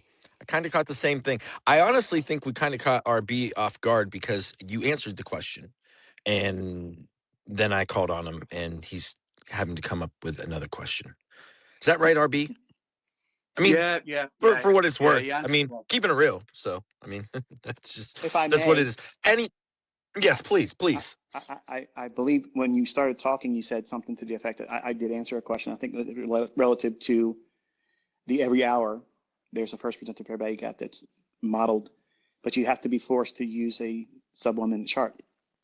And it exists there all the time. Either it gives you the trade setup or it doesn't. And you mentioned by doing that, using the 9:30 to 11 o'clock, I don't believe I said that. It's simply a measure of the top of the hour, okay, at the beginning of every single hour during high volume times of the day, meaning the New York session, morning session, pre-session, 7 o'clock to 9:30, the 9:30 to 11 o'clock, it can be applied there too.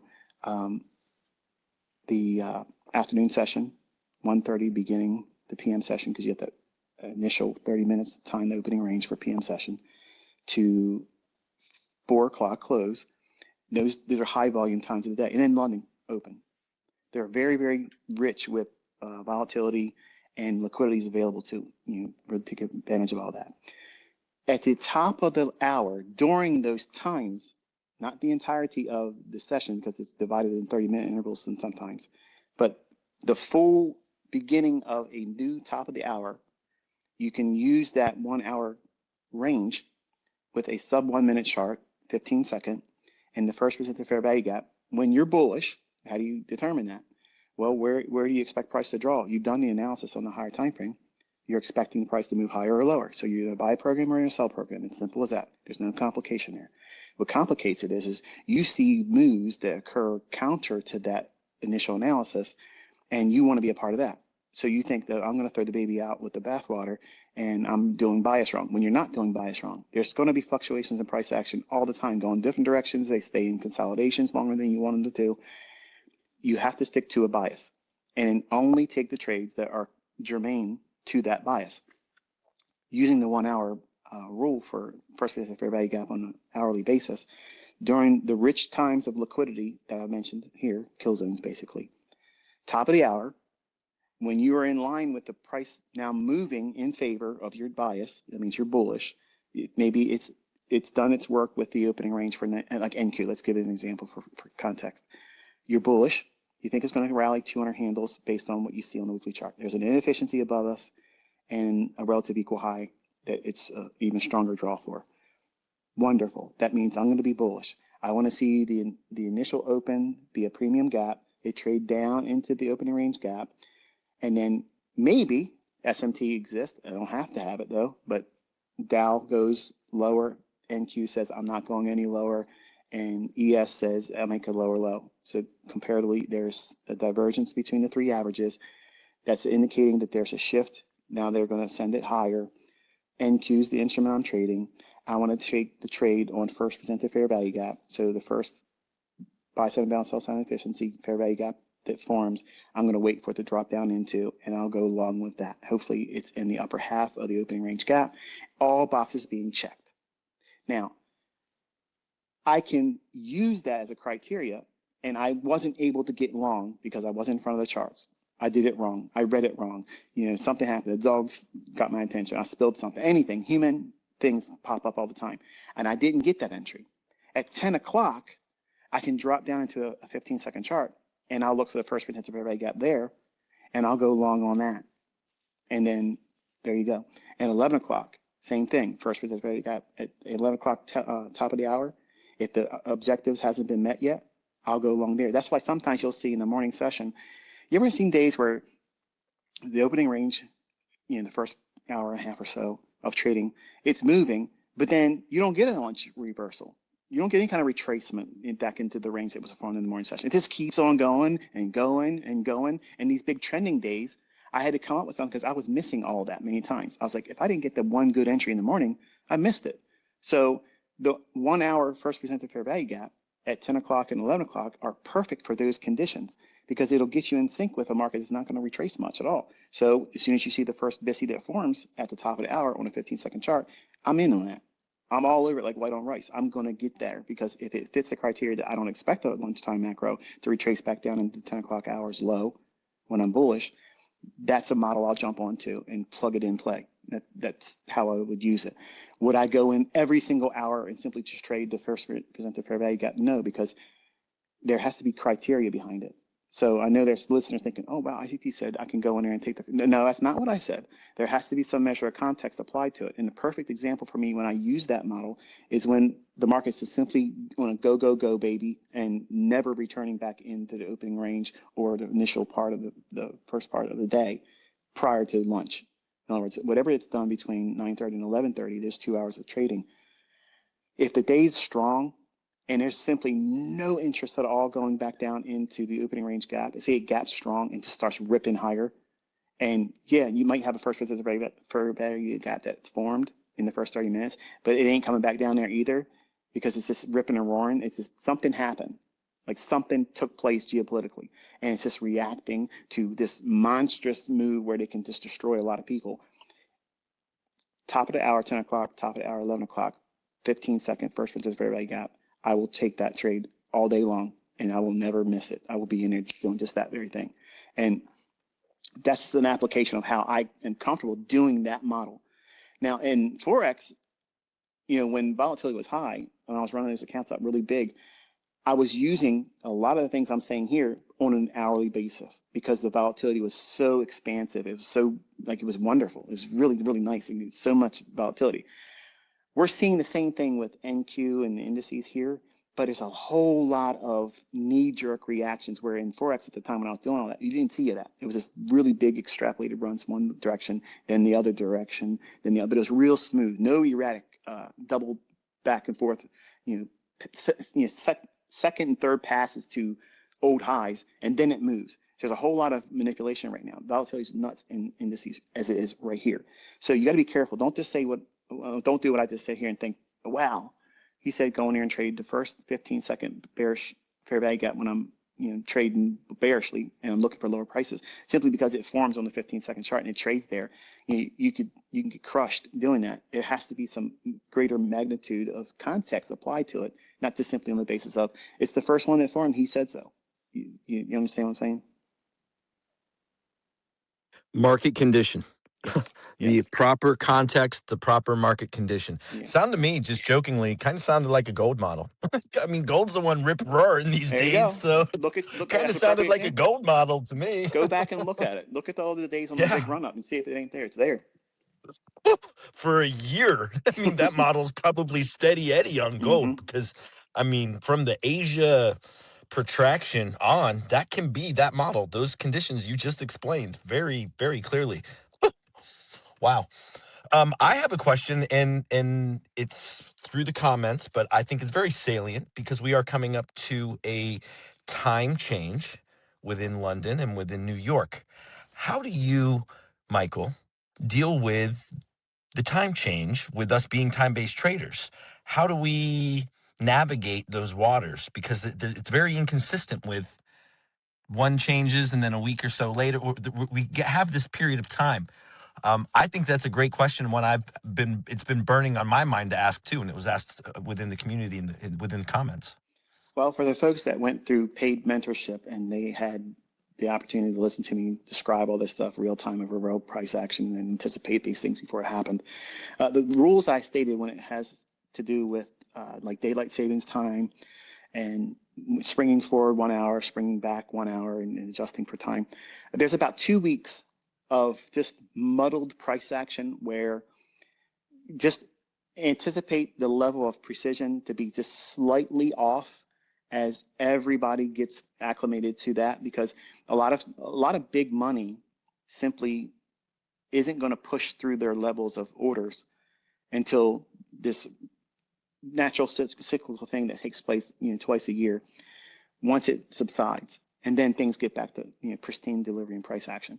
So there's usually a 2-week period. So perfect example, we're getting ready to go into fall back an hour, and for 2 weeks, just allow for price action to do things just a little bit before or just a little bit past the kill zones and the macro times. That's a normal thing that takes place during those 2 weeks. And when you see it, it's not them changing the algorithm. It's not them breaking something and making it impossible. It just simply means that it's a regularity that takes place on a consistent basis that will always exist, because I wish they would do away with daylight savings time. I can't stand it. I don't like it. I can't stand it. It's annoying. And there's a lot of countries around the world that don't even observe it. So why are we even doing it? It's stupid.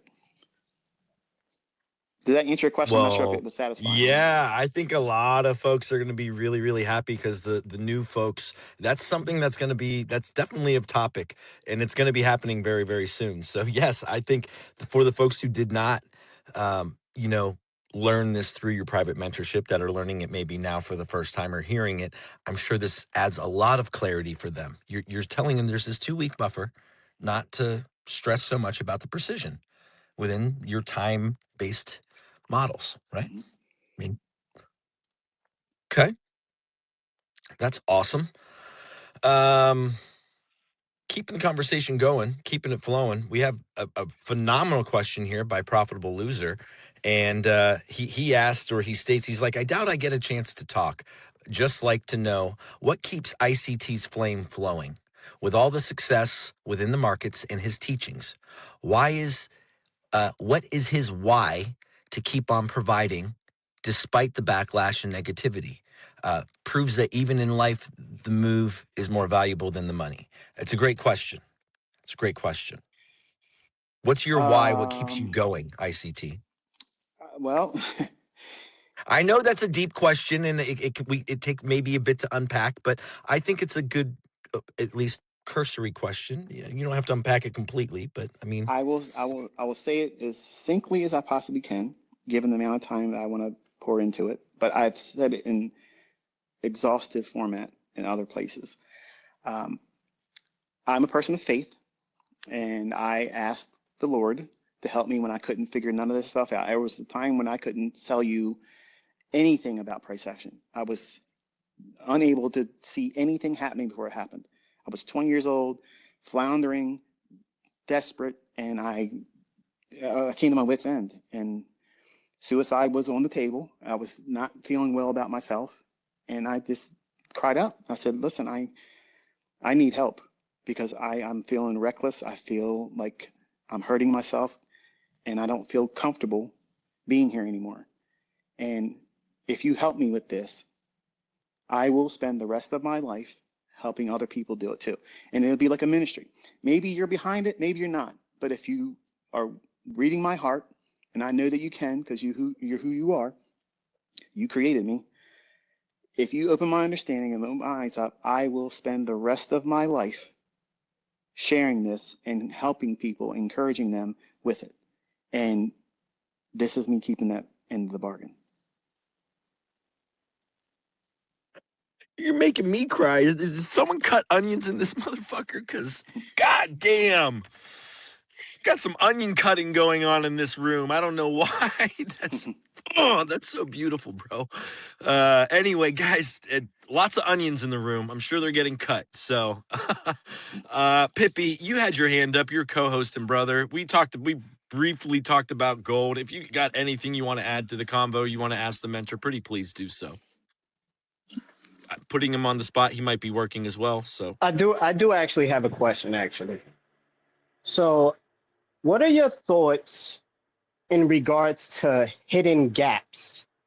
So what I mean by that is, and when I say hidden gap, I mean a close to a open.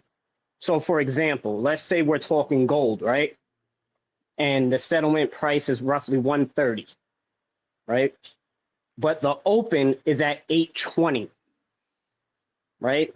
Is there any correlation you have to that in relation to like the indices, how it's a different settlement price to a, using your settlement price as your close to a open, right? Because like on TradingView, if you look at gold on the RTH, it starts it at 930, which is really not the open, right? The open is really 820. So is there any correlation you have to, settlement price close, right? Using that as your close to a open. So it would be different for oil. It would be different for obviously gold and the bonds, right? It would be a different, close to a open.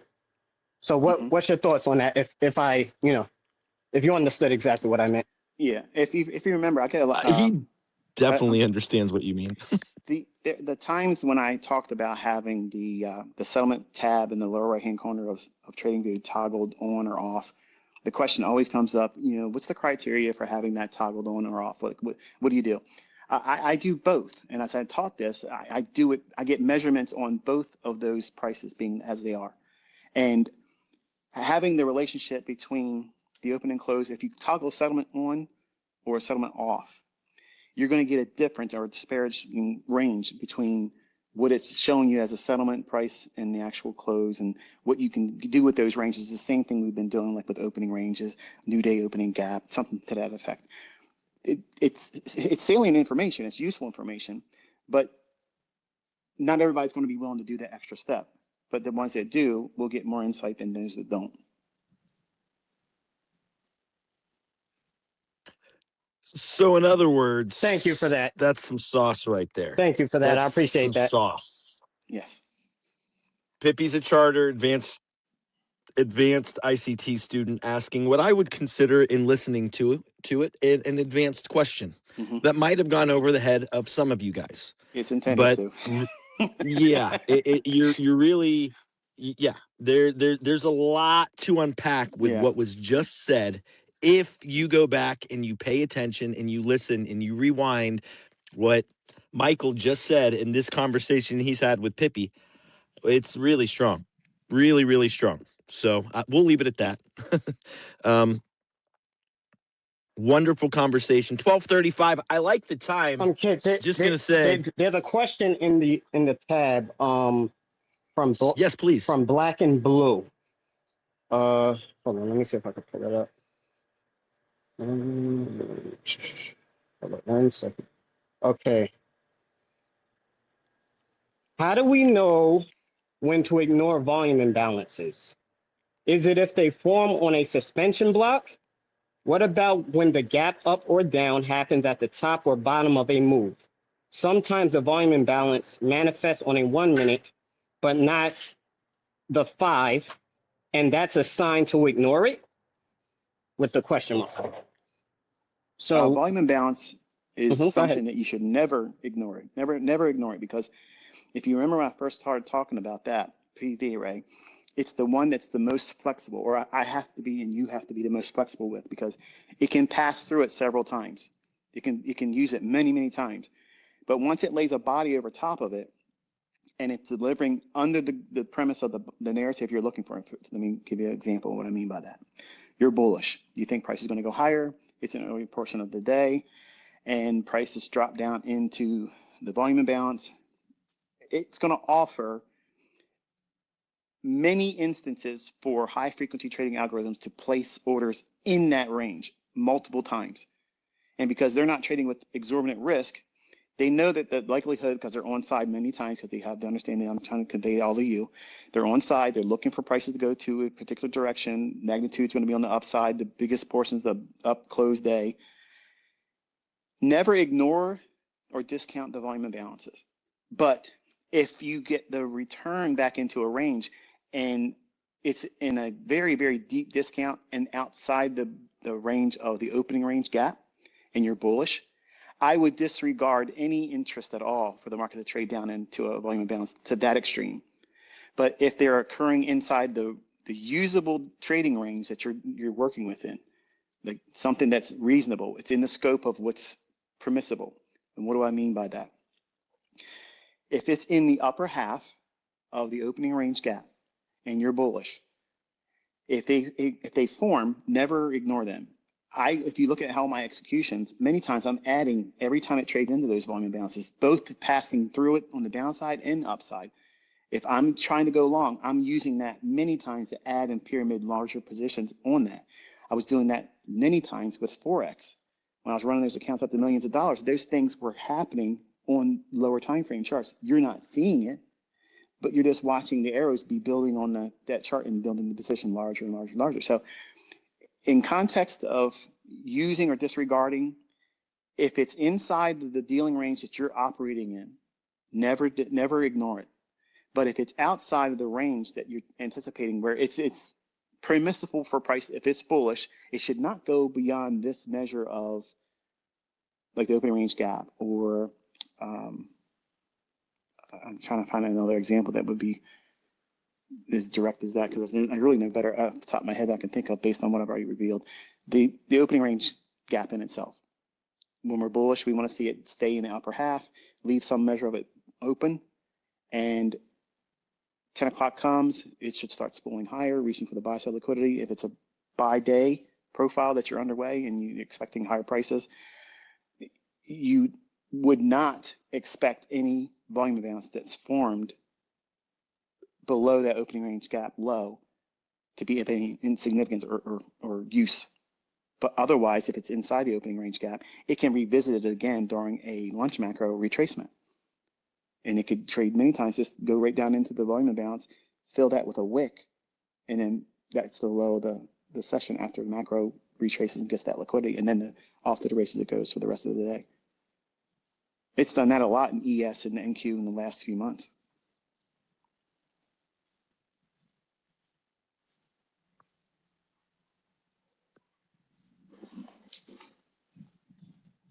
Dramatic pause by design. I wouldn't going to say anything there. So just for the folks that want to go back and they need that time stamp, we left it there. So we have Alex. He's been a regular. He's asked some questions to you. Alex is got his hand up. Pretty please, Alex, jump in here if you don't mind. If you have a question. Yo, what's up, kid? I'm pretty How's it going, buddy? Oh, it's going great, man. I liking this conversation. I have to learn a lot. I have taken some great notes here.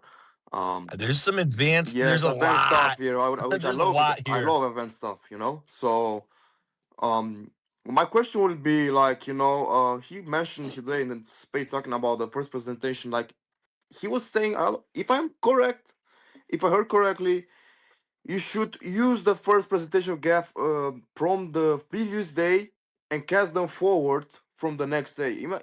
So it can add more confluence through price to have more confluence to see if price gets back there and goes to the other direction.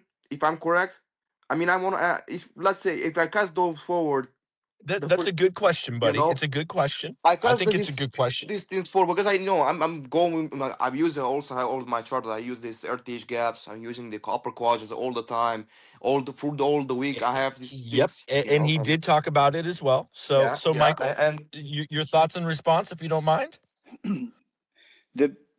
The premise behind extending any PD array, not just simply the first presented fair value gap, but it goes with the first breaker that formed from the week, the first propulsion block that forms. If you delve into these studies as topical studies and spend some time in them, you're going to see trades originate or terminate at these levels on such a consistent basis. It's like the scales fall off. You start seeing, wow, they're really using this old information, and it's not old and archaic, and it's not used by somebody else's logic. It's something that never has been talked about before. And you're not going to observe it and appreciate it until you seek it out and see it and start keeping references and logs of it and over and over and over again. But when I talk about first presented fair value gap, the premise is first start on Monday. We all have the opportunity, in a couple of days, Monday will start. And the first presented fair value gap that forms, you toggle that, extend to the right. The way it's useful is, imagine you're a rock climber, okay? And this is the analogy I use with my youngest son, because all the other things I try to explain to him, it doesn't make any sense to him. But if you're looking at this sheer rock surface in front of you, and you're looking up and you're just like, I got to get to the top of this rock surface and get to the height, the plateau above me. I have to map out where I'm going to put my hand to grab a handhold. Where am I going to put my foot? How, based on my height, where can I place my feet in holds in the surface of the wall, the cliff, to be able to push and spring myself higher so I can reach to just outside my normal arm's length to grab another handhold with my other hand, and then map out the next possible reaching point. And while I'm doing that, where will I put my feet? These are all like footholds. Well, I use the first presented fair value gap and the concept of projecting it forward. Many times, if I'm in a trade, if it trades back down to it on another day, I will add to a position and build the position larger. Or if I let something go because I expected a deeper retracement and I didn't want to be a part of that deep retracement, I'll institute another new trade because it's based on strong footing. I've already mapped out the expectancy that I'm going to use this. If I'm bullish, if it trades back down to it, it's going to have sensitivity. What kind of sensitivity? Discount sensitivity. And I don't want you to listen to what I'm saying and just attribute that as, well, he said so, so I believe it. Don't do that. Go into the studies of looking at it, how it's used, and you'll see there are trades that are forming that social media, they're always reacting to these types of things. They're always like, where did that come from? What just happened? Did they just have news? Did Trump just say something? No, it's using that first presented fair value gap, and it's using it 2 days after it's formed. See, when you do it and you place it on your chart, and the day closes and it starts another session, you're going to look for what? The new first presented fair value gap. But the ones prior to that one are still going to be used by the algorithm. It's cycling back through what? 20-day look back, 40-day look back, 60-day look back. But to make things easy to manage, just simply go back the last 5 days. That's it. All you got to do is keep a workspace with first presented fair value gap in the last 5 days. And every time a new day forms, go back the oldest one 5 days ago and hide it. So that way it's not overpopulating your chart. You only have 5 of them. And then by cycling through your charts and your workspaces like that, you're constantly putting intel and your understanding about, okay, price is getting close. We're 30 handles away from that first presented fair value gap that's 3 days ago. It's not old. It's not stale. And if it trades down into it during a macro time, what do you think is going to happen? Boom. I'm going to translate this for the uninitiated.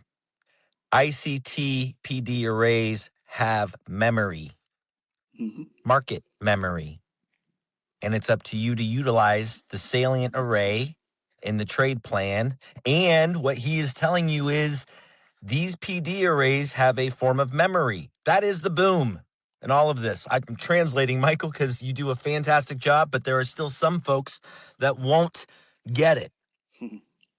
Previous arrays matter because there is a algorithmic, we'll say, memory. And that is the analogy, I think, very clearly presented by ICT within all of his studies, within his entire life's work. And he just keeps peeling it back further and further and further. And for those who are listening, the uninitiated, the brand new, the first presented has been in his entire work, and he's just now recently uncovered it. So what does that tell you as far as the importance of it? What does that tell you as far as where and how you should frame trades around it? That's up to you to find. And that's what he's stating very, very clearly. Do not believe a word this man says. You have to go back and find this yourself. You have to convince yourself not only that he believes it and that he knows how to trade it and that his entire community that have been studying also believe and trade these same concepts, but you, the uninitiated, the Fortnite trader, the brand new gambler, needs to take TA and transform that into becoming a trader. And this is the TA that you want. This is the cream of the crop in regards to TA. And it just keeps getting more and more and more clear to you, the student. And it's up to you to prove it to yourself. That's what Michael's telling you, and it's don't believe him. And it's Go into beautiful, it with man. a skeptical mind and try to disprove it. That's the fun approach to doing it. Go in and see if you can beat it up and prove that it doesn't hold water. That's the easiest, most fun way to build confidence in it, because when people go in and they try to discount it or say it doesn't work, that's why no one's ever came forward and said, look, it fails here, it fails here, it fails. No, use the logic I've taught it, and you'll see it's just like that. Perfect precision, Swiss piece, timepiece. It's what you want to believe about support and resistance, where they show you that they pick the right old low, but there's multiple ones in that cluster, so there's no rhyme or reason why they're picking that one. They don't tell you that in the books, and I have over 2,000 books, and none of these books ever gave a systematic approach to showing horizontal support and resistance. This is the one you look for, and this is the one that's going to work. So you can have an old high and highlight it with a trend line segment or a horizontal line on your charts. You can do that, sure. And you can wait for price to drop back down to that old high broken turn, resistance turn support. The break and retest, the classic, what everybody thinks I'm teaching. I have no idea what that is because I don't teach that. I don't want it to come back down and touch that old high, because if it's bullish, it won't. It won't do that. If it can come back and touch the old high that just broke, I'm highly suspect of seeing it rally after that. I think it's going to retrace back into the range a little bit more. And that might be a false breakout turtle soup. I might fade that whole move when everybody else would see that as, oh, I'm buying resistance, broken turn support. Having an understanding of first presentation and limiting your scope to the last 5 days, you always have the last 3 days in the last 5 days, right? I mean, it goes without saying, 3 days is incorporated in the count of 5. So when you have a swing low or swing high form, it takes how many candles to do that? 3. So if you take that into account, what you're looking for is how these first presented fair value gaps or first presented whatever PDRA you want to use. I just taught the fair value gap because it's visually aesthetic. It's easy to see it. It stands out. Once you identify what it looks like, it's easy to jump around in the chart and see, well, there's an example over there. There's an example over there. Anybody spending 5 minutes with what it looks like can find it in a chart, even your 5-year-old. If you say, find one of these, and there it is.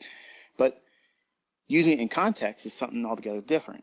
So you have to have a little bit of understanding of bias, narrative, time of day, what central tendencies the market does around the first hour of trading, and then the off to the races the market will start creating its daily range. But it provides you an unambiguous way of saying, this is going to be support that I have highly trusted in before because it's proven itself based on time and price. And when it trades back down into it again, it's reasonable to anticipate, if you subscribe to the view, and that's just what I'm trying to get people to entertain themselves. If the market is algorithmic, that means it's not hurting you, it's helping you. It's not a disadvantage, it's highly advantageous for you to see it that way, because it strips away all the fear, because the monster of uncertainty that lurks on the hard right edge and just past that, that sea monster in the deep, deep waters of uncertainty that hasn't never printed a candlestick in yet, those hours in the day that the market hasn't traded to yet, that's scary. That's scary territory. It's uncharted territory. No proverbial pun intended. It's simply unrealistic for you to have some of the fears you have as a trader, where what if it does this and what if it does that? In the beginning, you have all these crazy uncertainties that plague you. But when you start stripping away what is essential to me to understand right now based on what's in the market price action, and focusing on these old footholds that price has used that are not old swing highs and swing lows, they're simply a point of reference for where prices algorithmically deliver price higher or lower. And having that measure of anticipation, presenting opportunities for you to get into a new long, into a new short, adding to a position that's existing, or many times collapsing the trade and saying, okay, I'm content with it trading there because I don't believe it's going to go any higher for the week. It's already reached that relative equal high, or it traded up into that premium inefficiency. So I don't subscribe to it needing to go any further this week because we've moved all the way till Thursday, and Thursday is a transitional day. It could create the high of the week or the low of the week on Thursday, and Friday just be an inside day or a lower high or a higher low, and need not make a higher breach on the weekly range that's been established at that time.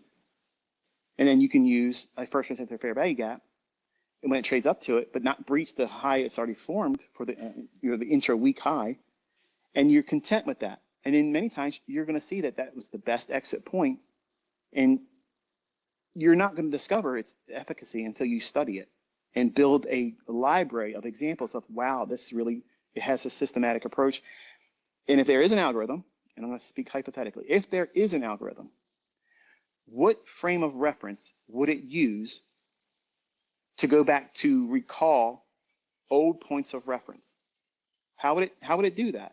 And what mechanism would it use, and what criteria would it follow to hand pick with any measure of importance?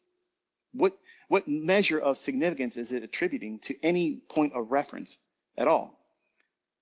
So what you're learning is the language in which you can visually see it doing these things.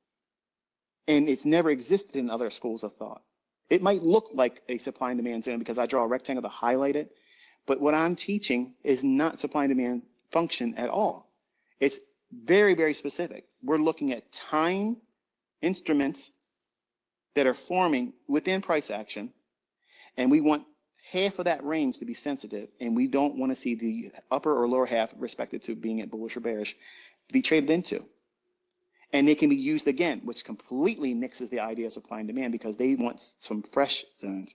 These things stay fresh for 60 days. Think about that. You're not going to see that at Online Trading Academy. They would never teach that principle. And that's why it was funny when people started saying, well, he's teaching rebranded supply and demand. No, it's not. There's nothing like this. I can tell you when these, if you want to call them supply and demand zones, I can tell you when they're going to form. They can't do that on Online Trading Academy. They have to wait for them to form. They have to see them break higher and then come back down and get into them. I don't need that. I told you where inversion fair value gaps were going to form before they were in the chart, in live stream, with no delay, the lowest latency. And that is just to defy all the naysayers that would ever sway you into thinking that you're better off learning something else. Go ahead and listen to them. Go learn the other stuff and see if it can do the same things that I'm teaching you to do with this. And I promise you, you will come back to this. I've had so many people leave and say, well, I'm going to try to do this. This is complicated. And then they can't do something they were promised by someone else, and they come back here. Now they have a desire to build themselves back. They have a real purpose behind it. And you need to have that. If you don't, this isn't easy to learn because it's a lot of thought processes required. But you have to determine how you're going to fit as a trader. What you're going to bring to you as the trader is the tools in which you're going to use to encapsulate your model. I don't force a model on you. I give you all the tools, all the paintbrushes. The market is the canvas. That chart is the canvas. You have to determine, how do you think? Do you think in terms of, I want to see a big runoff market in a market that's already been a bullish market for a while, and I'm comfortable trading that. Great. You're going to use a model that absolutely takes advantage of something like that, but you're not going to do turtle soup shorts when the market's bullish like that. It doesn't fit your criteria. It doesn't fit your personality. You don't see the market that way. And that's not a nix against your understanding. That's not something that's negative, that you're subpar in terms of a technician. It just means that you have the ability to focus on just that model, and you're limiting yourself in that capacity only, and you will excel doing that. You're not going to make yourself better by having everything, the kitchen sink approach to applying everything. You just need one criteria. What makes you bullish?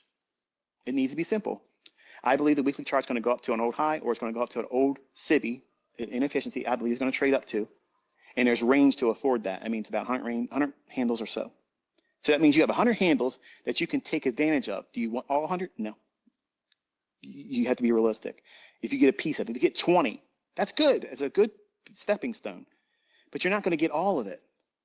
And by having the understanding of a general overview of the PD arrays that I've taught, and the best place to do that is month 4 content on the 2016 playlist. It's for free. It was paid mentorship level content. That matrix of where they usually form in relationships with one another. Not that they're important over another. There's no one PD array that's better than the next. It's just, it gives you a general overview. So that way, even if you are a fair value gap trader or a breaker trader or a market maker, seller, buy model trader, and you'd like the second stage of redistribution or redelivery, or reaccumulation rather, that might be your thing.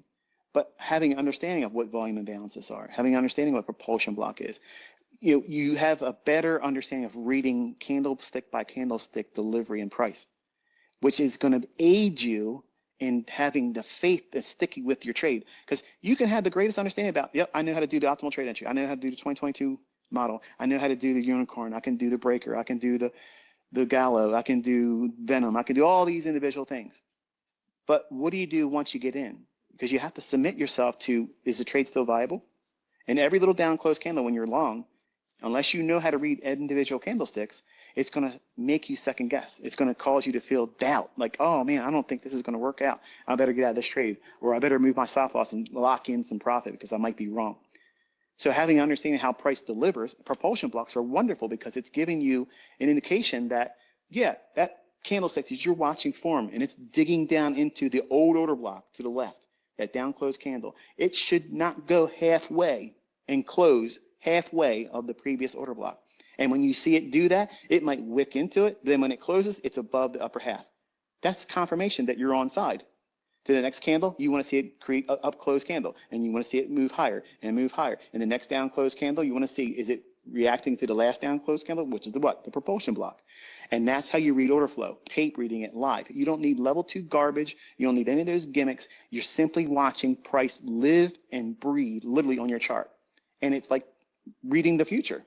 And it's so confident building by seeing it happen in your own hands, and no one can give you that skill set. You have to earn it by watching price. You have to be there watching it live. You cannot do it with market replay. Market replay is absolutely insufficient. It falls short. You cannot get this information or skill set acquired with 1 or 2 fluctuations in market replay. You need to see real price action.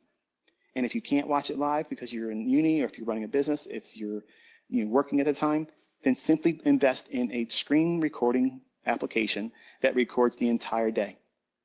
And then go home, eat your dinner, do your family time, whatever, and then watch price action. I promise you that will be the biggest investment you can place on yourself in understanding, and it'll supersede and make no matter what books I write ever, the language that you adopt by seeing real price action with the things I've taught here in the scope of the vocabulary and what we look at in terms of PD arrays, and your time in front of the charts watching it live, that can never be discounted. And nobody can replace that with anything better, because you're getting it through your internal dialogue of what you're seeing in price action.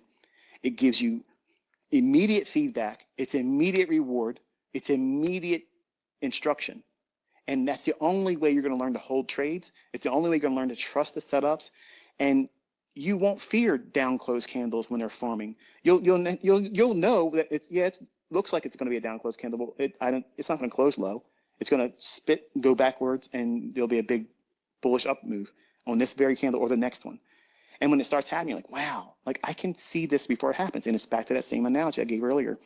You're driving down the road, you see a car in front of you. They're going to come in front of you in the lane, and they're not going to signal, and they do it. You're thinking of a song, you turn the radio, it's on. You're in the zone. You are in that. The military calls it OODA loop. Like you're dialed in. And the only way you can do that is by tape reading and watching price action. No entries, no setups. You're just simply watching price and the ebb and flow that it creates. And by having the understanding of first presented fair value gaps or first presented any PD array, it gives you forecasting of this is where that guy is going to change lanes without a signal. When price comes down into that old fair value gap from 3 days ago or 2 days ago or 5 days ago, that right there, I expect the price to react there and go up. And how much it moves remains to be seen at the time based on wherever you're at in the range that's been delivered so far. So it gives you a great deal of advantage to anticipate and have a prognostication that otherwise escapes everybody else in the retail universe.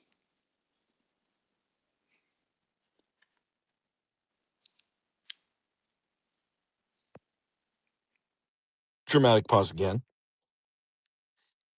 Pippi, you had a question. Melky has a question.